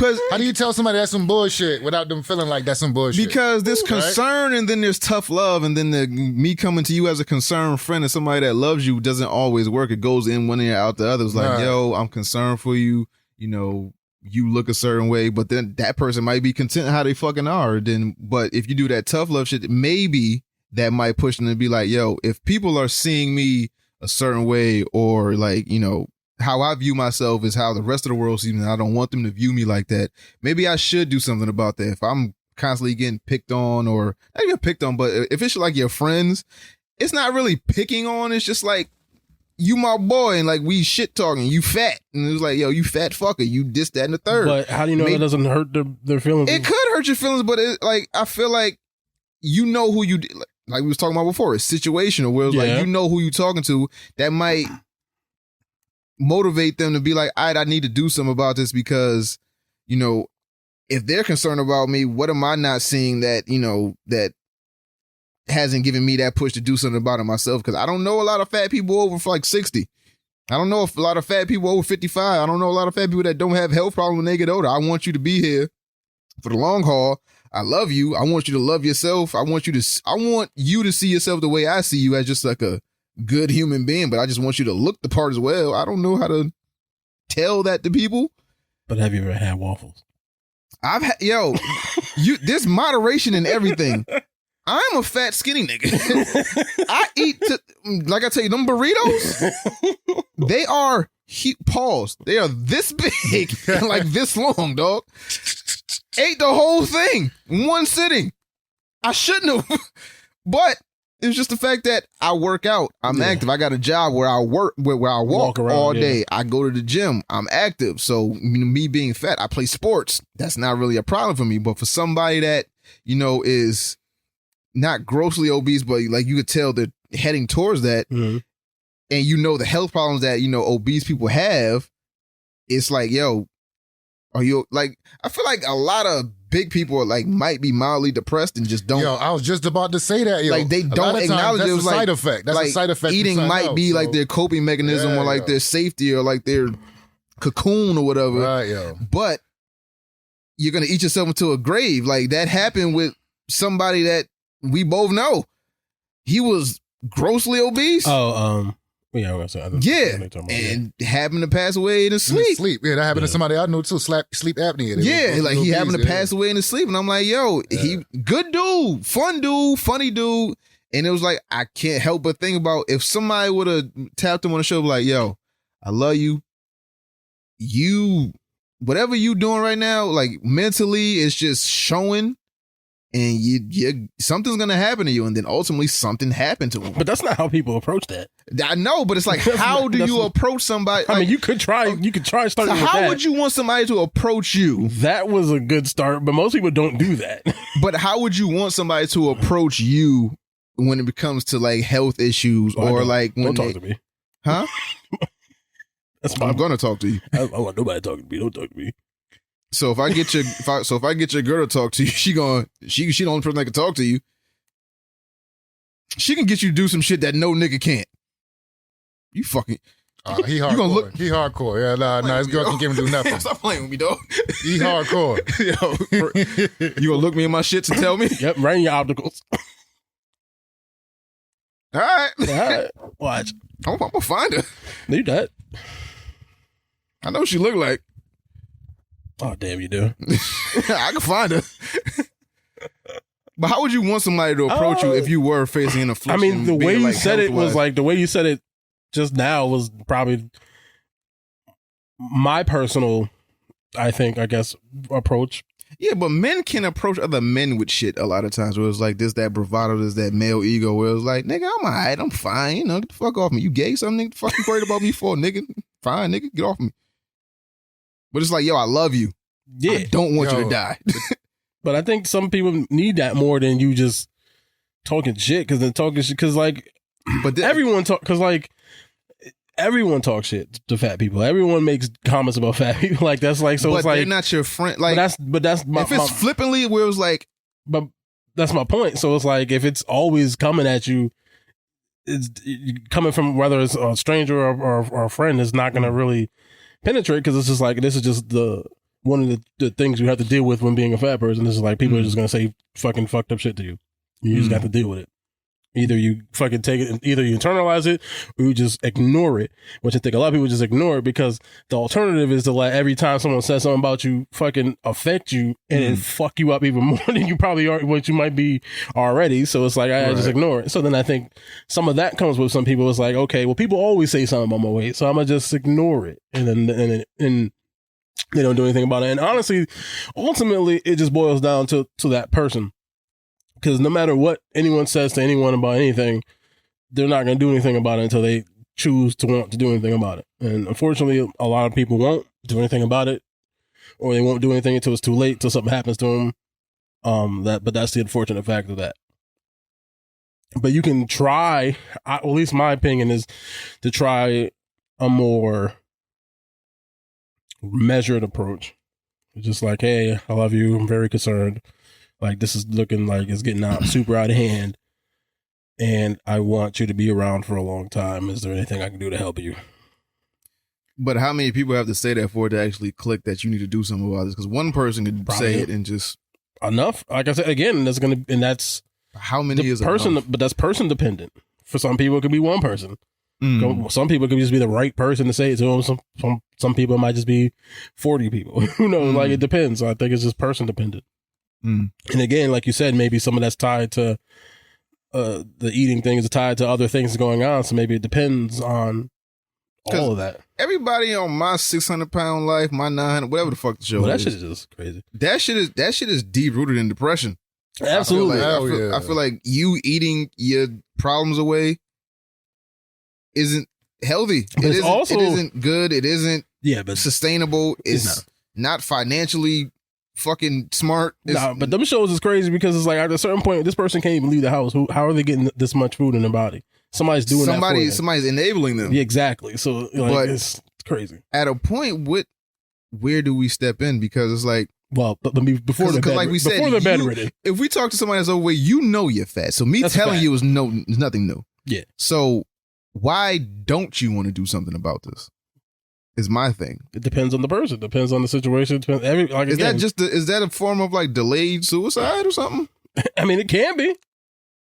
If you do it slow, like this way, you do it. It's like, oh, it's a tragedy. At least like, I enjoyed it when I did it. Nah, it's just like, okay, you could do it, and then I was eating that, no one has to know you're doing it to myself. It's not hanging yourself in the closet or something. It's not shooting your brains out. It's not whatever. It's like, hey, no one knows, and then it happens.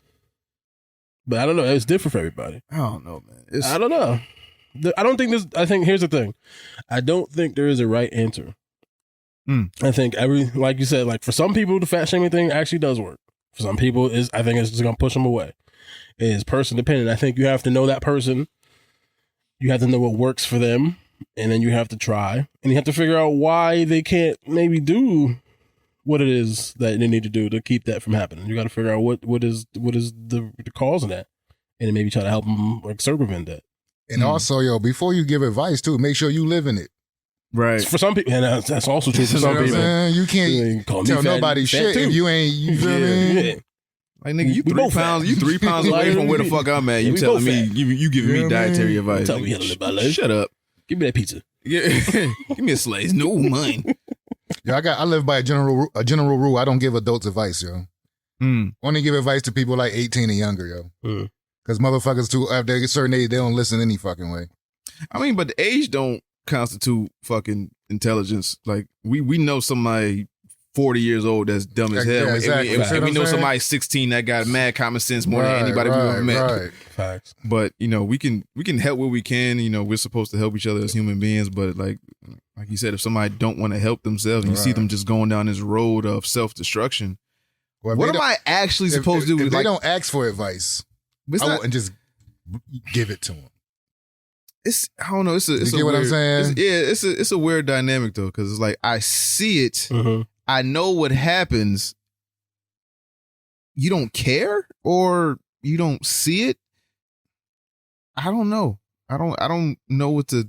I don't know what to actually say. You can say to like I said, I love you. I care about you. I see this going on. Is everything okay mentally? What's going on? How can I help? How can we get you on the right track? Something like that. Other than that, if they don't give a fuck about what they doing, why should I give a fuck? Like, that's not my life. But that's not how I want somebody I love to live. And they're not gonna live. So I don't know what to do. I don't know, Edwin. I'm sorry. Yeah, I mean, that's what I'm saying. I don't know what to say. That was a tough one. It's like, especially that specific thing. It's like, I don't know.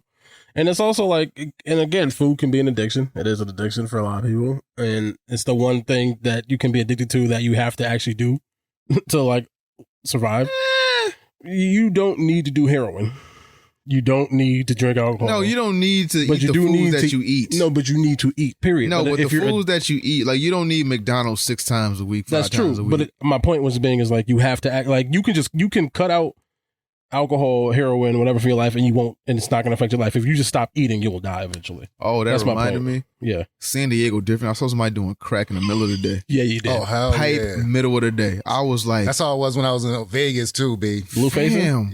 Yo, Vegas looked like fucking like a nuclear bomb. No, but it was like 9 in the morning. There's no dog. There's no time limit on they be crack. right in front of the store just doing crack. Right in front of the CVS. Yeah, right in front of the CVS. Doing crack. I was like, there's no time limit. Same thing I seen. Motherfuckers right in front of the CVS. I'm like, yo, these motherfuckers just do But crack like, in front of the Ain't CVS. no crack limit. I know ain't no crack limit, but it's like, dog, you and like wake up, grab something to eat, try to Hell no. do Them something. You motherfuckers just eat wake some up, crack rock. crack pipe. Eating crack rock. That's the breakfast. The champions. Yo, Crack rock. Exactly. Won't let me hold the baby no more. Don't let that hold you. Infant.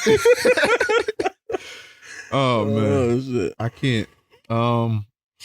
Yeah, I don't know what to say to people, man.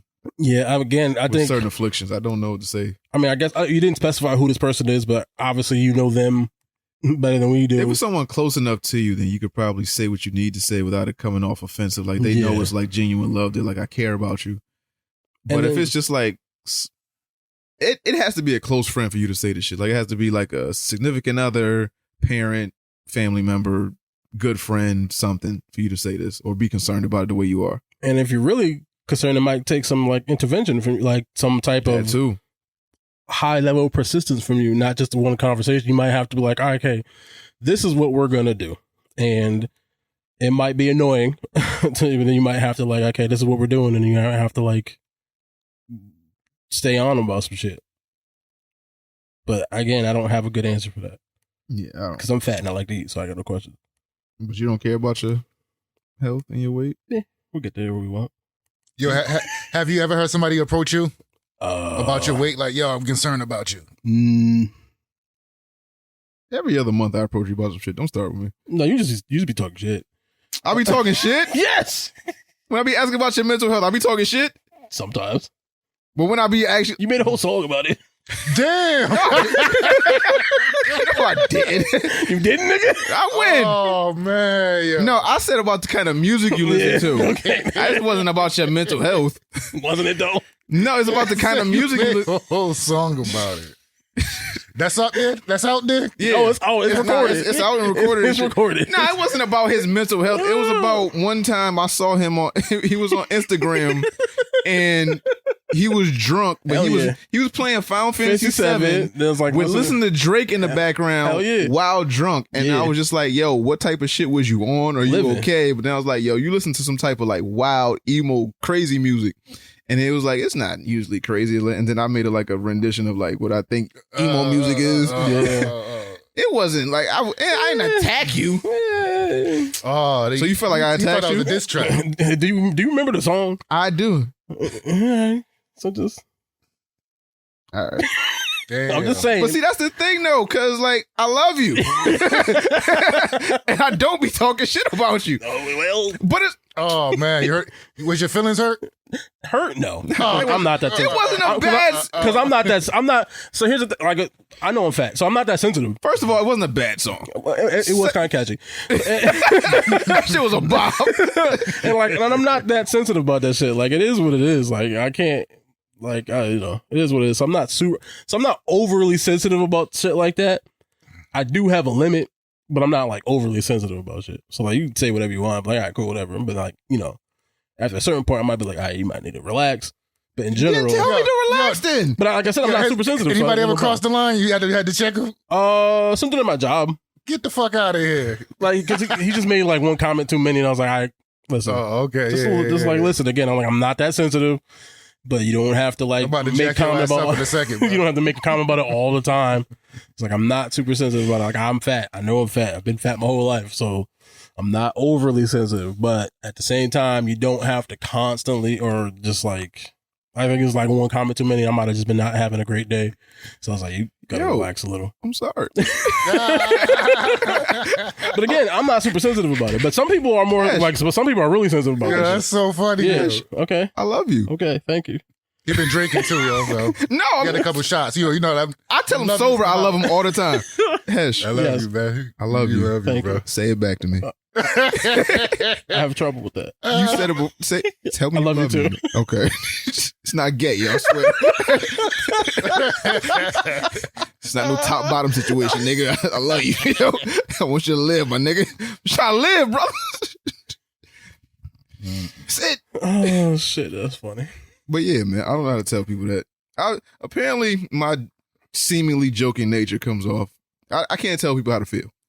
Yeah. So, I might feel it. I might be doing it a certain way. But like, yo, we joking, how we on the show? Like, but he might take a certain way. Like, nigga, I don't want to hear that right now. Yeah. So I can't interpret how he feels unless he tells me.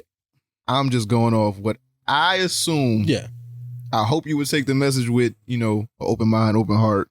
Yeah. And obviously it wasn't that. So I mean, I'm talking shit. Yeah, I know. It's not. But I don't know when what the line is. Yeah, I don't know what the line unless you actually tell me. Like, yo, exactly. I'm sad right now. Like, I don't hear that shit right now. You're going too far right now. And a lot of people don't know what that line is. Yeah, so then they come up with a signal. Come up with a signal. And a lot of people don't know what that line is, and then they just say whatever they want to say. Right. And then people just take it how they take it at that point. So then that's my whole point with the whole like tough love thing is like you think you're helping and you might not be helping as much as you think you are. Right. But for some people, it might actually help. Right. So it's a person by person thing. I mean, like I said, well, like he said, they have to want to do that for themselves before you actually say it. So they might have to they might have to already have that thought, but you might have been like the kick or the nudge to be like, all right, so I gotta actually get on this. I want to lose weight. I want to be healthier. Because most ailments with like obese people come from them being overweight. So if you can alleviate that by just working, you don't need to go to the doctor. You don't need excessive medications. You don't need expensive medications. So it's like if you just go to the gym, you'll be all right. If you just eat right, eat a green egg once in a while, take a fucking fruit smoothie, stop drinking soda, just cut out certain shit or moderate certain shit, you'll be all right. But have you ever had soda? I have had everything, dog. I've had I don't even drink soda. Fucking Whoppers, soda, fucking Big Macs, fucking. But have you ever taken 2 Whoppers and then fold them together like a deck of cards? And then damn. Meat, cheese, sesame seed bun, meat, tomato, lettuce, meat. I've done fat shit. What is that shit called, man? Diabetes? No, that too. Nah, what's the it's like some college fat shit where you take like your surrounding like signature foods from that restaurant and you combine them. It's like if you combine Taco Bell, McDonald's, Burger King, and Wendy's or some shit like that into like one meal. It's called like a golden something. Wait, you can do that? Apparently people have done, like, you combine all these fucking meals. It's called I forgot what it's called, and I gotta look it up. Shit. It's called something stupid. I'm not gonna do that because I seem like too much work, but. Nigga, in fucking Boston, not Boston, is it Boston now? It's a McDonald's, it's a Popeyes, it's a Wendy's, and it's like something else all on a corner. There ain't no Wendy's around here. It's on that Wendy's is. Yeah, that's near Black Rock. Yeah, right. Black Rock. So it's like, what's that shit? It's Burger. North Ave. There's a McDonald's, then there's a Popeyes, and then Taco Bell. Yeah. And then if you go around the other way, you can get to Burger King. That's the Wingstop now. Yeah. And Dutch's over there now. So it's you can do you can do like the golden something. You can do Massimo's and American Steakhouse. So you go sick. And I think there's a Chinese place in the corner. You can go crazy over food there. everywhere. It's foodtastic. But you can fucking eat a green ain't was eat some kale, nigga. Take a fucking ginger shot. Do something. Do something. Lisa. I love you. I'm just saying. We should live, nigga. We gotta do the show. We should be around. It can't be 3 ninjas if it's 2 of us. That's a point. Yeah. But appreciate the question, Edwin. I don't think we helped you, but I don't think we helped you at all. So let's talk to Water real quick. See what the fuck he's about. So originally from Hartford? Yes, sir. I've been in Hartford all my life, bro. Born and raised in Hartford. Was it born and grown? How was it growing up for Hartford for you specifically? You know, growing up in the 80s, you know, that whole Hartford wasn't the safest place in the world. Yo, man, it was hell, B.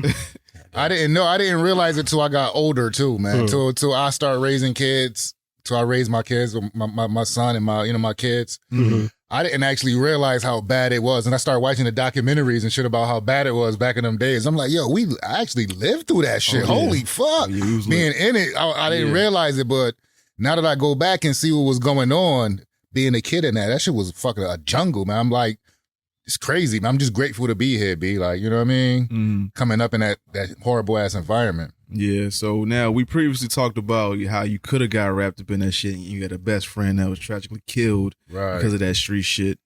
And like your games was like your saving grace in a way. Now, what year did that start for you? Because like we might have started in the bullshit, but then like something grabbed us up out that bullshit. So what age did that start for you? I would say like around 20, B. 20? Yeah. Mm-hmm. So like I was kind of like in and out, dabbling, half nerd, half in the streets, doing, kind of playing both cultures, so to speak. You know what I mean? So, but as I got older and became more responsible, it's like the shit you did, like it was more detrimental. You know what I mean? Yeah. Like the stupid shit like meant more and it cost a lot more. So, you know what I mean? Like I basically decided to start, going to school and started to start working shit, stuff like that. Around that age, yo. But before like 20, it was like open season. You know what I mean? Like I still had a lot of bad habits from when I was in high school and growing up. My man Reggie. So around 19, 20 is when I think came around and became like, you know what? Let me just be a full-time nerd, yo. You know what I'm saying? Safer. Yeah, it's way safer. Yeah. Now, you went to art school. Right. Now you started off as an artist. Now, what gave you, I guess, the drive for? Were you like naturally good at just making art, or was it something that you like? Yo, because I've been drawing comics. I used to draw comics back in middle school. So yeah, so I guess you could say it was natural. I've been doing it since as long as I remember. I've been illustrating. So and I actually went out of high school. I went to University of Hartford. Ended up dropping out. You went to Hartford Art School and then Hartford Art School. Yep, ended up dropping out then and going to get a trade because. Back then, the art degree wasn't the thing to do. You know what I mean? Photoshop wasn't even out. So, the digital world, the digital art world hadn't even been created yet. But, so I decided to get a trade after that. That's around 19, 20 years old. I decided to do that, go to trade school, pick up a trade. I became an electrician. Oh, okay. So I started doing that for work. And that was a big culture shock for me because I'm an artist and I'm doing construction now. Yeah. I mean, that's a completely different world, environment. Yeah. Completely different. I want to be in the studio having fun and all that. I'm outside in the elements, lifting shit and literally working in ditches. So right. Yeah. Now, was that a hard decision for you to make, or was it like, I gotta, like, this shit ain't gonna pay, so I gotta go get this money in something I know that's gonna make money? Yo, at the time, it wasn't a hard decision because I was just so broke, B. You feel what I'm saying? It's like all of us. Yeah, you know what I mean? Like my parents, everything was, you know what I mean? So it's like, I got to do whatever I need to do to maximize, my education to get a better job or whatever. So it really wasn't even much of a decision. Yeah. Like I instantly got out of art school. You know what I mean? 'Cause I didn't think that was a future at all. So I think that was a big mistake now though. Yeah. You know what I mean? I wish I probably would have been one of the first pioneers of Photoshop. You know what I mean? When it first came out, I would have been right on it. So now, do you still do art? Oh yeah, I still do art. Like drawing and actually like doing comic books, or like have you just transferred like solely into like digital art space? Yo, I absolutely still illustrate, B. As a matter of fact, I'm working on a comic book series myself. Oh, word. Okay. Yeah, Word. it's called High School Hate. I'm still developing it now. I have the world developed. I want to launch it like next year. So what I'm doing now is setting up the software so I can animate every week or animate whenever I need to. Yep. I'm setting all the files up, all the project files to do that. So now, do you think about going back to school at all, or you're like, nah, I'm fully integrated in this, entrepreneurial thing? Well, since I got my bachelor's in computer animation, I'm pretty much done with school. Okay. And when I was at ESPN, when I left, which is maybe like 2 years ago, a year and a half ago, they started to hire people without degrees. So all you need is some kind of online training to show you can do that skill. You know what I mean? So it's like, I don't even know if it would even be necessary at this point. Yeah. Right. You know what I mean? I would just pick up the skill that you need. Exactly. And then take it wherever you gotta take it. Plus, you already have the foundation of the other stuff, so it would help.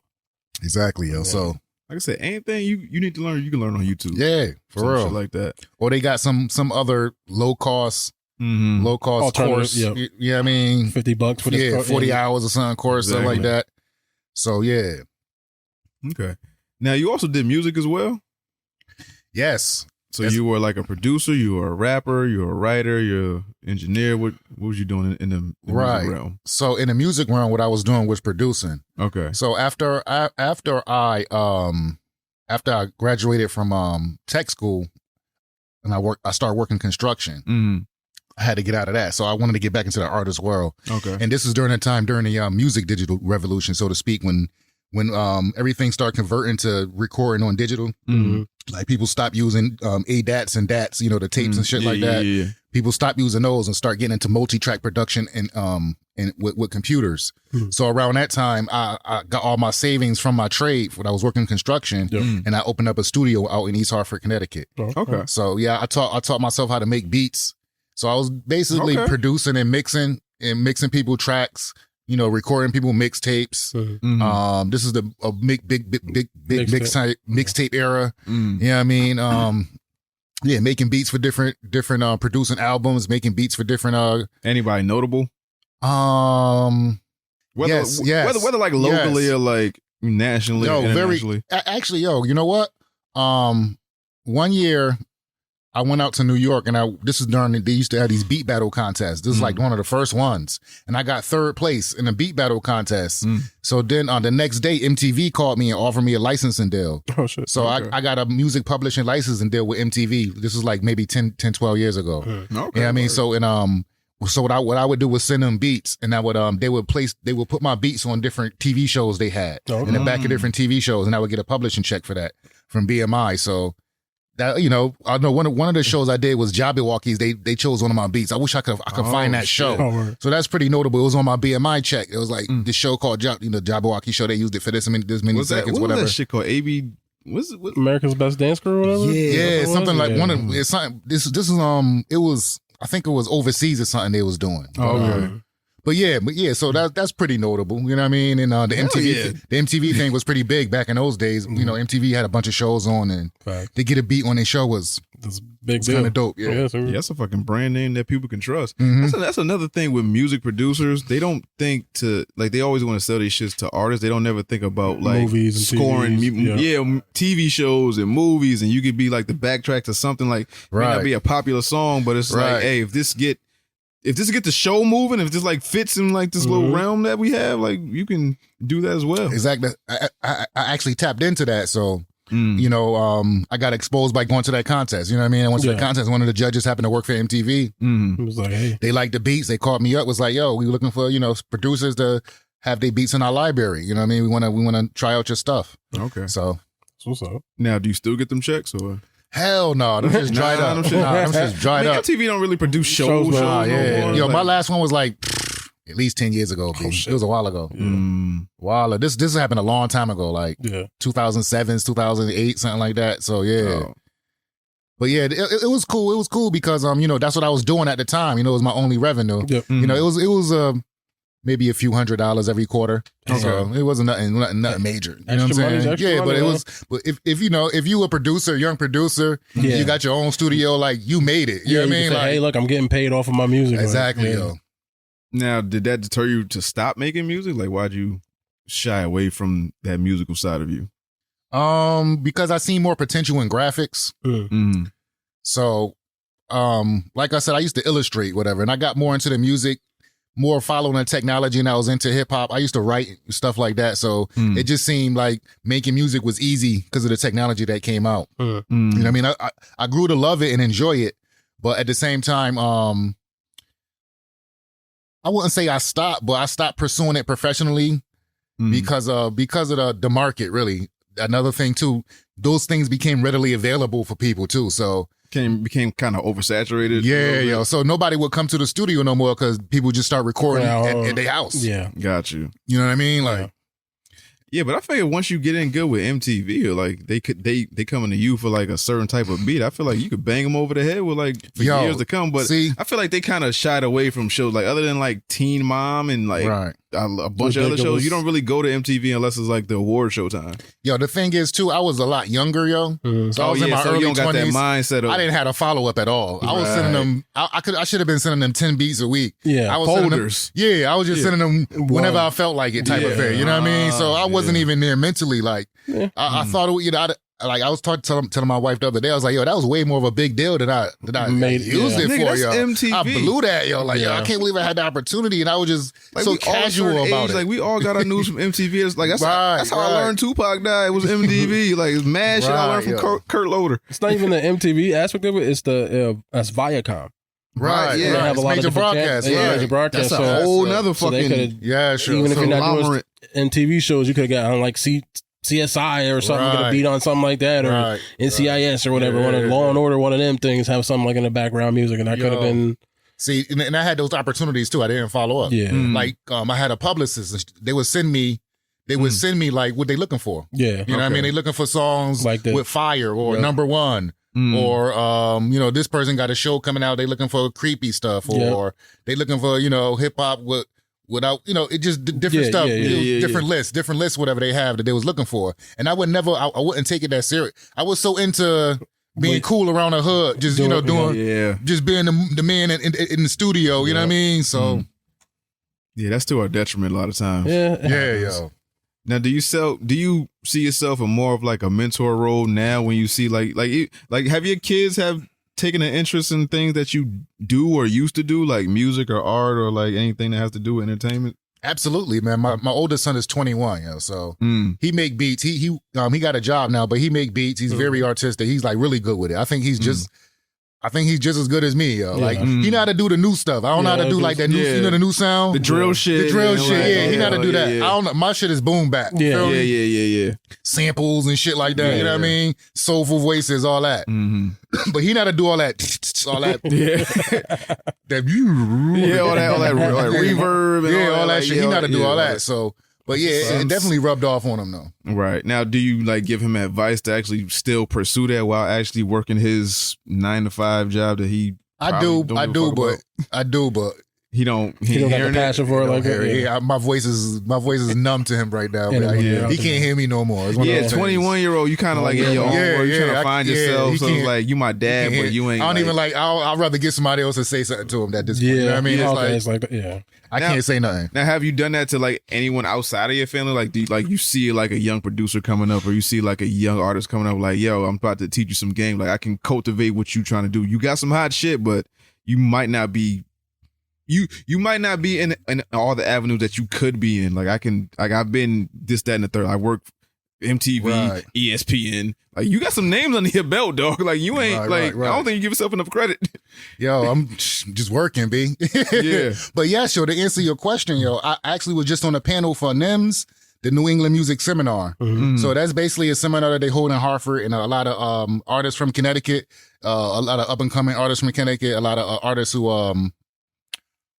who's starting to do their thing and who are on the fringes of the industry. A lot of them gather there, and people who just want to get to know information about the music industry in general. So it's a conference that we do every year at the Bushnell. So in this year, they invited me on the panel to be a speaker on the panel.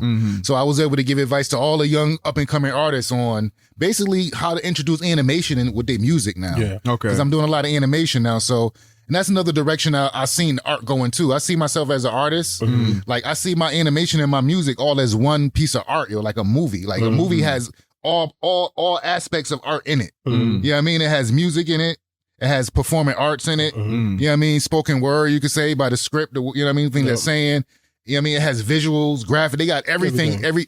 All aspects of it. So I see myself as that type of artist, like this meta artist, where I can use my music and my animation to express myself, yo. And my love for fighting games and computer technology is what drives me to teach others, yo. That's why I started UA Academy, basically to bring that to our community. Like, yo, this is some big time. This is the biggest industry right now, and we got to get these skills, yo. And you know what I mean?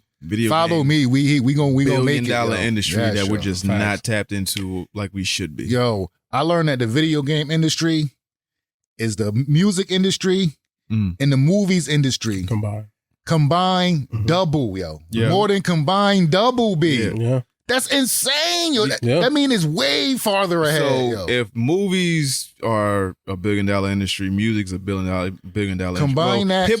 Let's do hip hop specifically. So if hip hop brings in like $13 billion a year, and movies bring in, let's say, with streaming cutting in on their cost, maybe like $20 billion a year. Gaming is like 50, yo. Crazy. That's what I'm saying. Every like Yo, it's a lot of people crazy, play yo. games. They play games in tournaments. They play games yo. for fun. Then you got Twitch. Then you got streaming on other platforms. There's You got the billions. handheld. Not little- even that, because like you took something like Candy Crush, that's still a game. Like Candy Crush, Yeah, yeah, yo. all that Facebook, stuff, and those are all games, Yep. yo. And then Exactly. a lot of these video games look like movies or could be movies. You see what they doing with like, they making a lot of properties into like movies and TV Right. shows.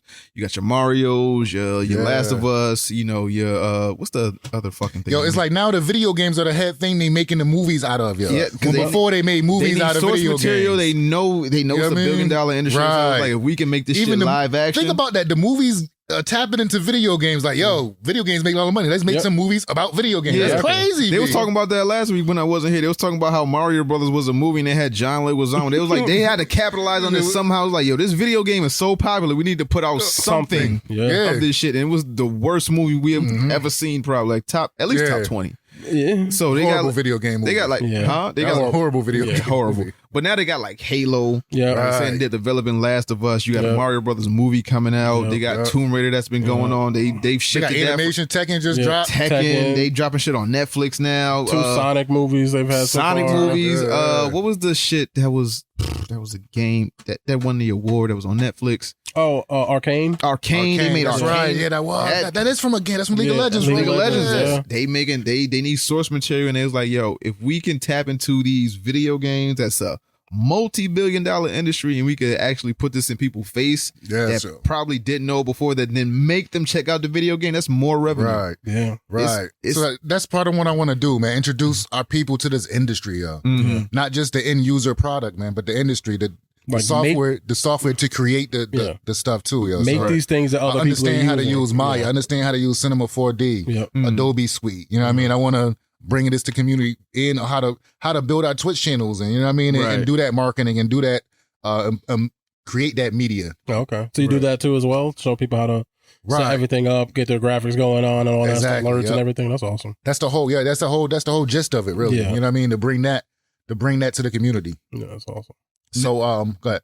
Well, I was gonna say, how do you plan to introduce that to our community? Because we're not always the most receptive, because I mean we're kind of apprehensive when it comes to trusting people.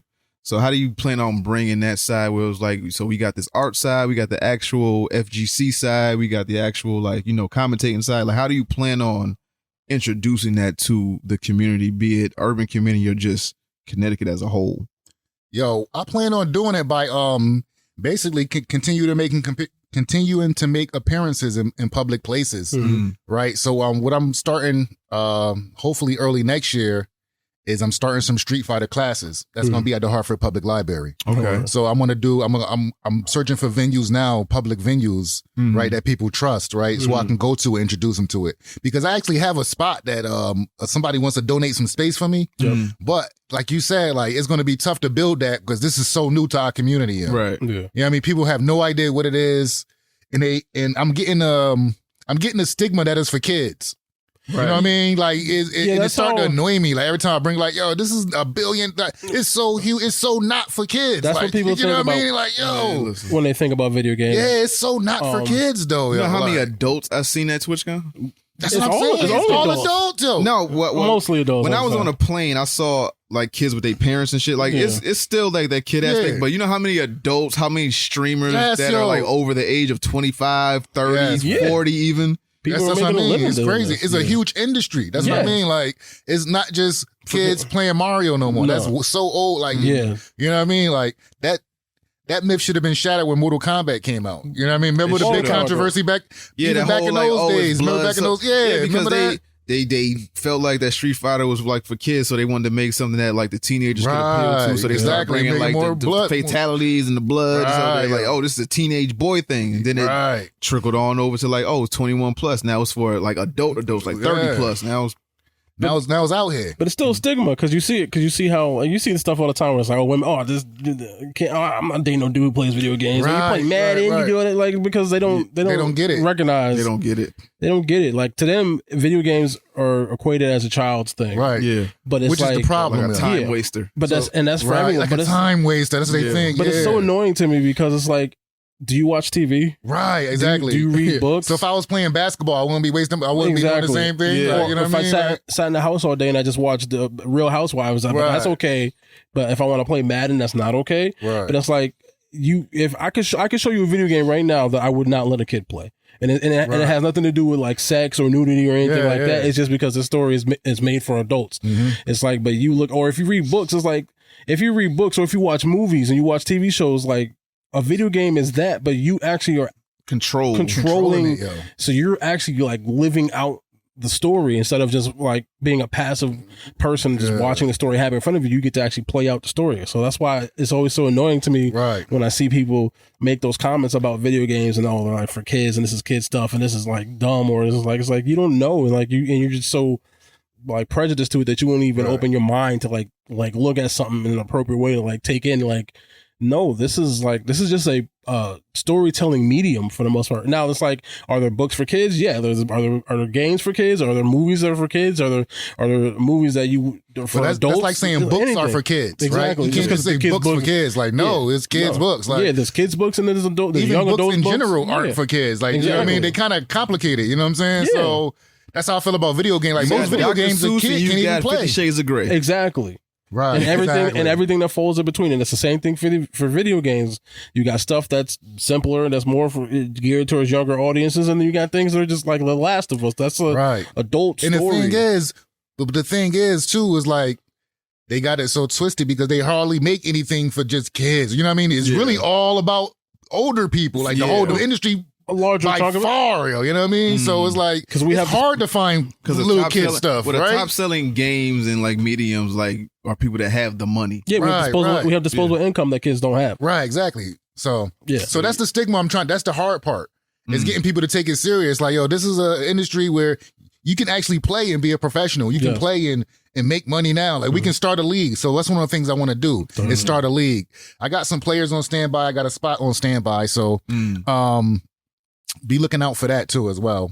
I mean, I'm on Twitch TV, casual_cuz. So anybody want to follow me, come through. I'll be there constantly updating what I'm doing. So these are the next steps, introducing this to the community. And I'm going to do it first by my Street Fighter class, which will likely be on Saturdays. Hopefully the the room I want is booked until next year. So I think like January, I should be able to start at the Hartford Public Library on Saturdays. And I also want to start a Madden league because I've been doing these public events, and I found out in my area that it's not a lot of Street Fighter players. There's a lot of Madden players. A lot of Madden 2K.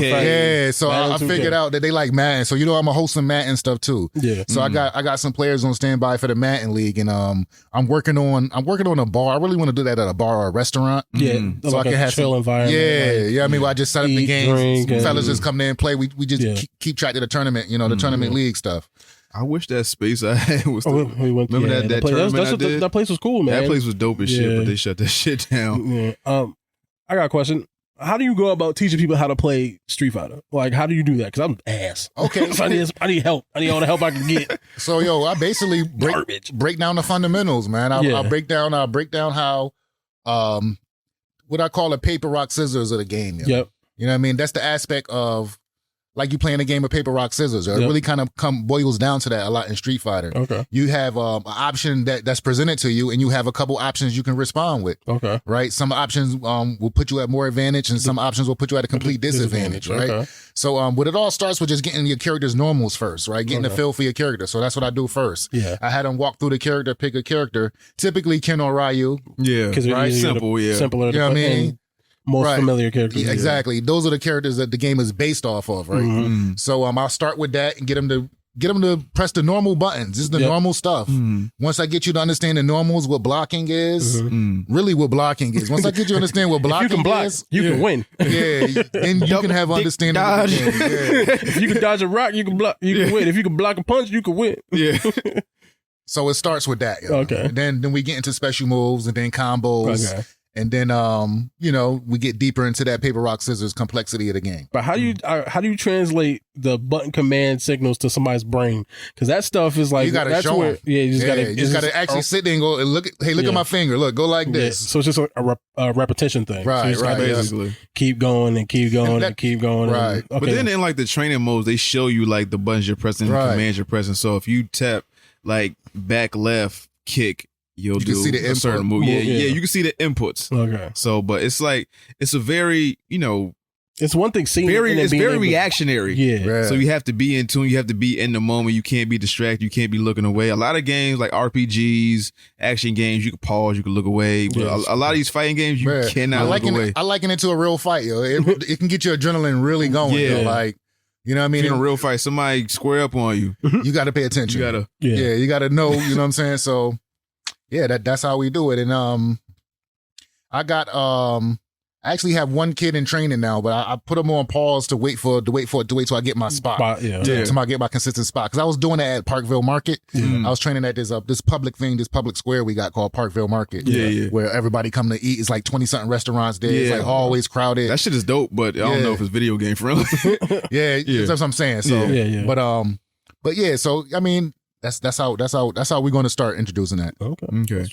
Now, why VGC? Why not action games, shooters, sports, RPG? Why specifically FGC for you? Yo, because I love fighting games, man. And like, I fell in love with fighting games because of a friend of mine, man. How we talked at the convention earlier, man. My man Reggie, man. My man Reginald Jennings, rest in peace, man. I like to call him the nigga who taught me how to shoot. You know what I mean? Because he taught me how to shoot, man. When I first started seeing Street Fighter, he was the first person I seen shooting Hadoukens like when he wanted to. You know what I mean? Like everybody else got on the game. We didn't know kind of what it was. Yeah, but he knew. He was just throwing them out. I was like, yo, how you shoot? Yo, how do you shoot? He not only taught me how to shoot, he actually taught me how to play Street Fighter, yo. Like he taught me all the special moves to everybody. Like I became the man too on that little block, whatever. You know what I mean? In my little arcade or whatever. You put your quarter in. I don't leave the machine for 2 hours. Exactly. I got like that. So it's like, and it really meant a lot to me that he took the time to do it because I didn't expect him to do all of that. Like he taught me the ins and outs of it. He was from out of town at the time too, so I was the first person to kind of befriend him. You know what I mean? Everybody was just playing him, being quiet, it's intimidating because he was whooping everybody's ass on Street Fighter so hard. And then I finally introduced myself to him. I was like, yo, how you do that though? You know? And next thing we started a whole friendship, man. And he taught me everything about Street Fighter, and I just fell in love with Street Fighter, man. So that Street Fighter love trickle down into like other fighting games, like your So what's so other than Street Fighter, like, do you play like Soul Calibur, King of Fighters, Tekken, you know, so on and so forth? I play Guilty Gear Strive. Oh, Guilty Gear. So that's the other fighting game I play. I've played Blaze Blue, Blaze Blue Cross Tag, and Blaze Blue Central Fiction. I like them both. No Mortal Kombat. Yeah, yo, I love Mortal Kombat. I don't play it, but I love it because the graphics. I'm a designer, and to me, like, Mortal Kombat got the best animation and graphics. They got the best presentation of all those games to me, yo. Yeah. The details, the way the characters move, all this. I'm like, yo, it blows me away. Like, I'll play these fighting games too just to watch the visuals a lot. Right. I really study the animations and kind of study the character design, study the stuff they doing inside the games. So it's, you know, it's kind of scientific, and it's my love for my passion for it too. So it's a little bit of both. I'm kind of taking advantage of showing my appreciation for both sides of the video games. Now, a question, because we talked about this before. Which move is more iconic? Hadouken or Get Over Here? The spear or the Hadouken? Nah, the Hadouken, B. Hadouken? Hadouken. By far? Or is like is it a close race? Or No, like, no, you know what? I've heard more people say. I've seen people do the motion of Hadouken, but I've heard more people say Get Over Here. Yo, Hadouken is just everywhere, B. Mm-hmm. I was watching the episode of Black Mirror. The dude said it. He was like, Hadouken. He was playing around. I'm like, oh, snap. Yeah. Yeah. Okay. So now, where do you hope to take this? I guess this UA Academy. Do you hope so? Now you're starting with, I guess, the mentor aspect of it, but do you hope to bring it to tournaments one day? Do you hope to have these students graduate into some actual, like, do you plan on making like a team? Like, what's the goal for UA Academy? Well, that is the goal, man, to make a team in the league. You know, the goal is to do something similar to what they have out in New York, the NLBC, the Next Level Battle Circuit. Yeah. Do something similar to that, man, where I have like a club of people who come through. We have we got like a league in a sense, you know. I also would like a team, a pro team. I want to be able to have a pro team of fighters or whatever game that manifests itself, that whatever we grow into, either a fighting game or even a shooter. I'm into shooters as well, but I play fighting games, so it's like I know how to teach that. So but I definitely hope to have a team, man, a team to be able to travel and compete. You know what I mean, like, and represent Connecticut. You know.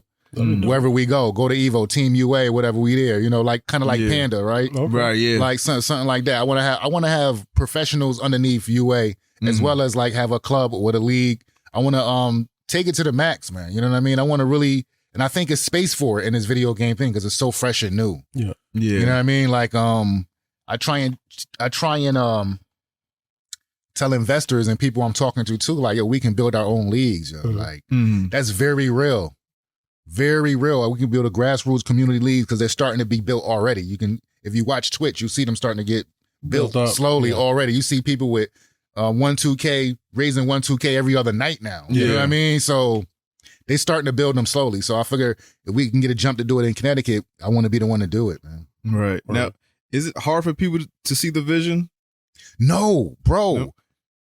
Yo, because I see it. Like, I've been wanting to see shit that, like, I see. I feel like the people who I talk to who into entrepreneurism, it's just the average Joe who don't understand video games yet. Yeah. You know what I mean? Like, that stigma is still there. They haven't seen the FGC. They haven't seen Evo. They haven't seen these big tournaments. They haven't seen all the pageantry that goes people with it. Come from all over the country. People come these from big TwitchCon. purses with it. Like, like they haven't seen TwitchCon. Like, yo, like they not used to that. Like, you know, they're not accustomed to that. The average Joe yet, you know what I mean? Even though it's still huge, it's still not quite mainstream, so to speak, right? Yeah.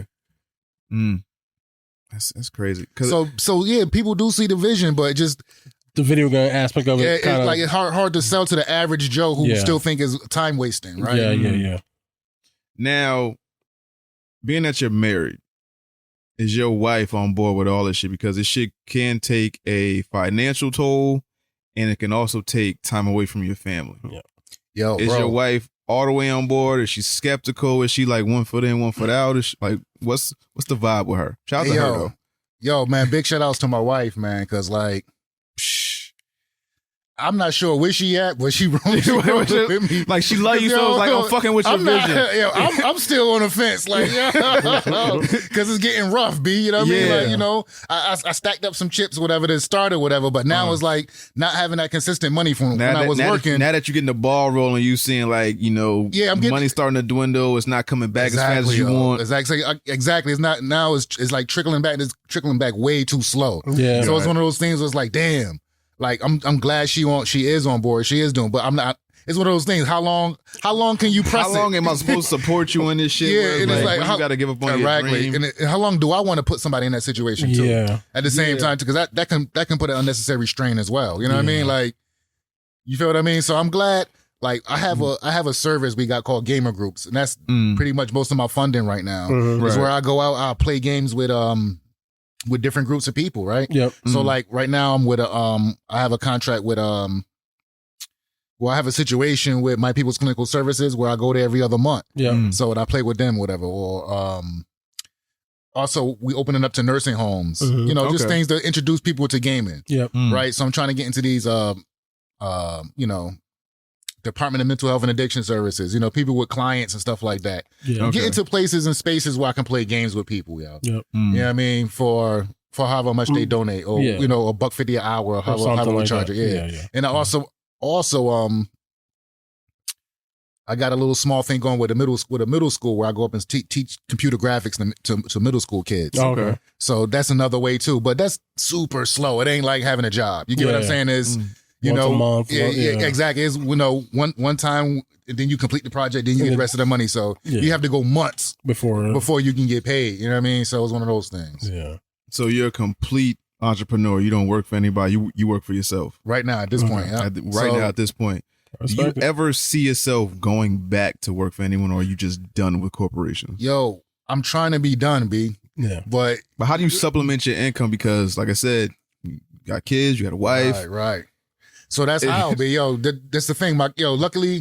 Luckily, my wife is holding it down, man. Yeah. She's really holding it down. Like, my money comes super slow. Yeah. Like, I just finally got a check-in, and it was like the biggest thing in the world. Like, yo, yes, I finally got Shout out to a couple the queens grand. that believe in us. Yeah, yo, word, yo, that means everything, man. You know what I mean? So, but like I said too, you know, how far can you push that? You know what I mean? Like, how far do you want to push that? You got to push it to the limit at this point. You got to push it to the limit, right? That's the thing too. So, yo, in my head, I'm saying I'm not working for another corporation. I can't do it.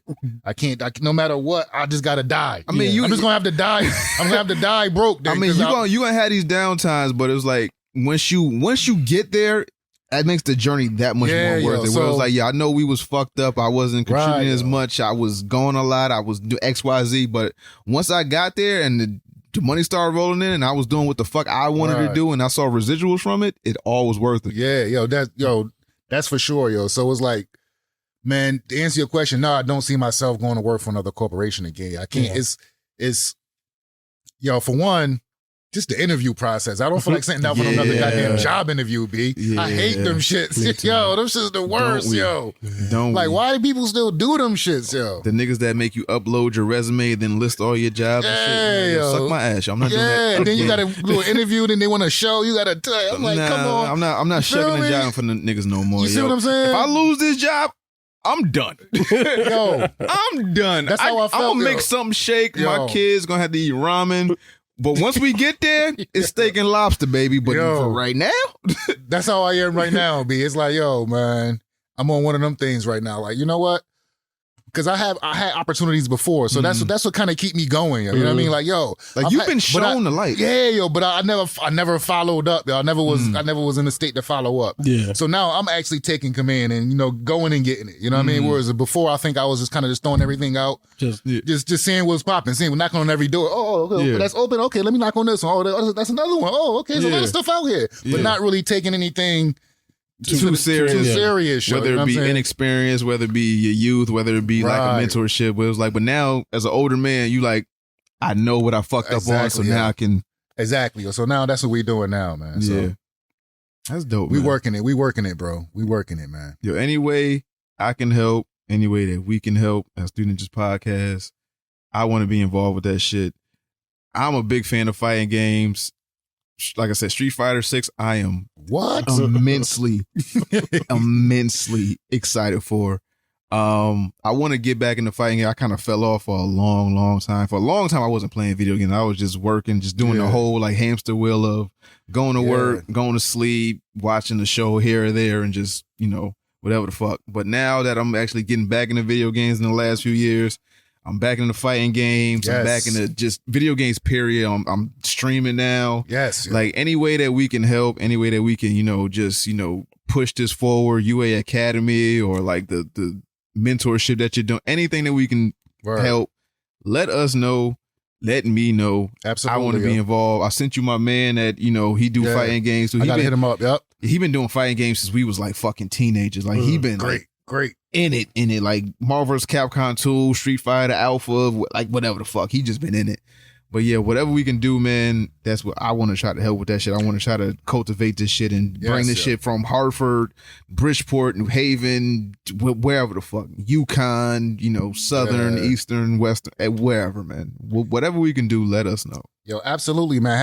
Having me come hang out and chill with y'all is a huge help in itself, man. Yeah, man. Because y'all got a platform and y'all inviting me for y'all people to hear me. So this is a big deal for me, man. Thanks for y'all having me on, man. This shit means a lot to me, bro. Definitely, man, because, you know, it's not a lot of genuine niggas that you meet, or it's not a lot of people that we meet from Connecticut that have something going on or have something that we need to talk about or something that's even in the field that we fuck with. So, you know, having you on, somehow I want to connect with.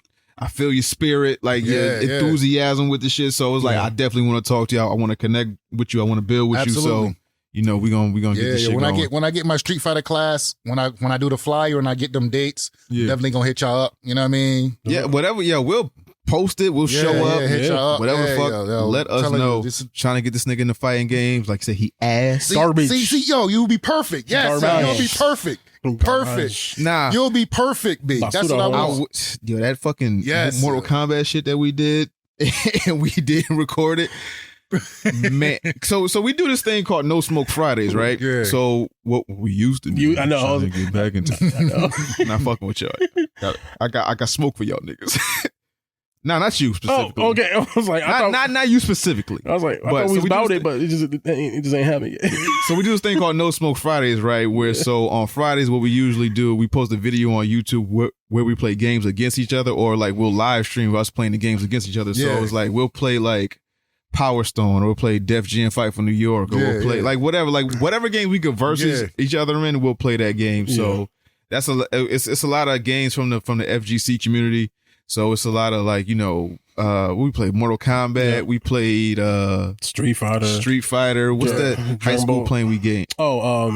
Rival Schools. Project Justice. Yeah, we like Dreamcast games, PlayStation games, whatever the fuck. So we just do a lot of that. But yeah, it's something that speak for me, that I'm into, right? And you know that we do on our YouTube channel. So we definitely want to tap in with you and see what we can do. It's gonna be fun, B. Definitely, man. So how much? I don't know how much fucking time we at. We ain't do no topics. We've been here for we ain't do nothing. Like it's 5 o'clock. Yeah, it's been 2 hours. Yeah, Bobby did Bobby update the shit? I didn't look. Bobby. We need quit you. Your job. We need you. We need you, Paisan. We need you here next week. You do the topic, so you know we was just spitballing shit. Is there anything that's on your heart that you want to talk about? Either y'all, anything on your heart that like anything in the news, anything relevant to you? I'm gonna be honest with you, I've been in a little bubble, so I don't really know what's popping out this weekend. What fucking woman? Shout out to you. But what you want me to do, nigga? I want you to do you. It's the weekend. It's the only time I got. Because during the week, I go straight home, nigga. So it's like weekend. I'll drink to that. Yeah. So it's like it's either I don't see you at all, or I spend the weekend. It's like, nah, I feel you. Yeah, so. Get your loving in. Yo, man, I want to give you a big happy birthday shout out, man. Oh, yeah, my birthday, fucking Monday, man. So, yo, shout out to me. Word, B. Shout out to me. I'm going to be the big 36 chamber. Word. I'm out this bitch. Snap. So, yeah, you know, I don't know. I don't put my Cash App out there. I'm not a hoe. So, you know, just fuck with me on my Twitch. I'm doing a charity stream. Oh, word? I'm gonna try to do it. up? I gotta set it up. I gotta talk to the company. We gotta fill out the 501 something, whatever the fuck, to do a the charity money stream. goes to the Yeah, so I'm doing a charity stream. So obviously it's Breast Cancer Awareness Month. Check out our website, 3ninjaspodcast.com. You know, we got the pink t-shirts and hoodies up there. You know, if you want to purchase one, all that money goes to the African American Breast Cancer Alliance. If you heard me before, if you listen to the show, I had a grandmother that passed from breast cancer. Also got an aunt going through this. I got friends, you know, that have this shit and they're 30-some years old. So whatever I can do, you know, African Americans are more likely to pass away from breast cancer than any other race. Didn't know that. Whether it be doctors, whether it be genetics, diet, I don't know, but we're just more susceptible when we pass away. You know, we're just more affected by this affliction than any other race. So trying to raise money for them. You know, send that to them. So, you know, check out my Twitch stream, twitch.tv/HK Domino. No spaces. Check out that. Trying to get that going on Sunday through the rest of October. So that's from the day you hear this to the 31st. Trying to do that. Other than that, yeah, my birthday was on Monday.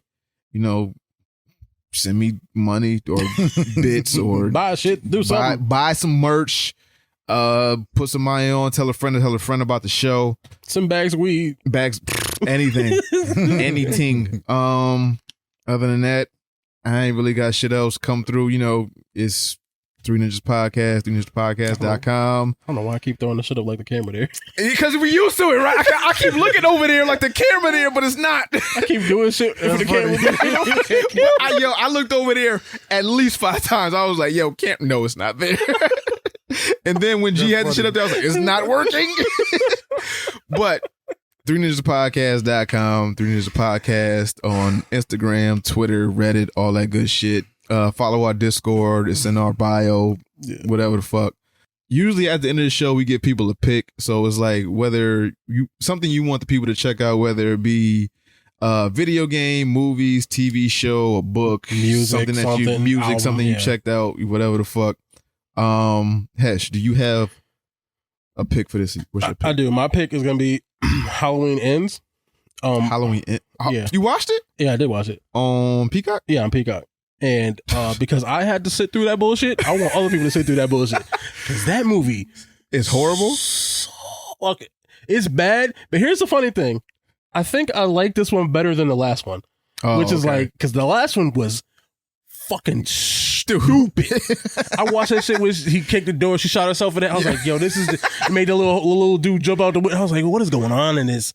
And this other one, I'm still saying, what the fuck is going on in this? But I was like, I think I like it better than the other one, but that shit was not that good to me. So yeah, if I had to sit through that bullshit, y'all gotta sit through that bullshit. So watch that shit. So what's the time on it? It's like 2 hours, hour yeah, and a half? it's like 2 hours. It's like a 2 hour movie because I was like, we watched it, like paused it. It was like an hour and there's still like 50 minutes left. So it was like 2 hours. Oh, so you paused it, did your thing, and then you just had to go to the bathroom. Yeah, after you do that, because you're supposed to do that after you. Are you? I know if you're in there, I'm fucking with you, nigga. Water, man. What's you got a pick for the people, man? You got a pick for the dojo? A pick for the people. Something they should go check out. Something they should check out. You could say UA Academy. You could say a game. You could say a movie. Check out my Twitch, man. Come through, play some games with me, man. I got a special spot for casuals and beginners, man. No sweats. We just chill. We could do some sets, run some sets of 20, run a set to 15, whatever. Learn to play the game. Word. You know what I mean? Twitch.tv/casual_CUZ. Casual_cuz. Casual cuz. Casual cuz. Word. What is my pick? I think that now that it's out, I want to say on Netflix, The Redeem Team. Redeem Team. Redeem Team. So that's about Kobe Bryant. That's about I think that's the 2008. I think it is Olympic team. Yeah, 2008 Olympic team where they got mopped like the year before, the previous 4 years. Yeah. And then they came back and was like, yo, we America. We can't be losing to motherfucking like anybody. Yeah, Chechnya and fucking China and shit like that. I don't give a fuck who they got. They got Pau Gasol. We can't come in third place to Brazil. The hell is this? They play soccer over there. They don't know what basketball is. Dog. So yeah, the Redeem Team on Netflix. Kobe Bryant is a monster. Rest in peace to the GOAT. It has everybody that you love in this new era. It has AI, Carmelo, LeBron, D-Wade, Chris Bosh, Jason Kidd, Kobe, obviously. Just a bunch of just everybody from that Redeem Team giving a accounts of what it took for them to get back to America's prominence in the basketball arena when it comes to getting a gold medal. Yeah. Other than that, it's not a long watch. It's not a series, so you can watch it and just vibe out to it if you fuck with basketball. Yeah. But yeah, Bobby will be here next week, hopefully, and we'll have some type of Twitch stream. Sorry for everybody that missed it. The audio will just be on YouTube. I mean, we're still growing year 4. we got shit going on. So yeah. But yeah, shout out to Water. Peace. Appreciate you for coming through. Facts. Hesh Jones. Yes, sir. Anything else, my good brother? No, I think I'm good. All right, so Ninja Vanish. We out of here.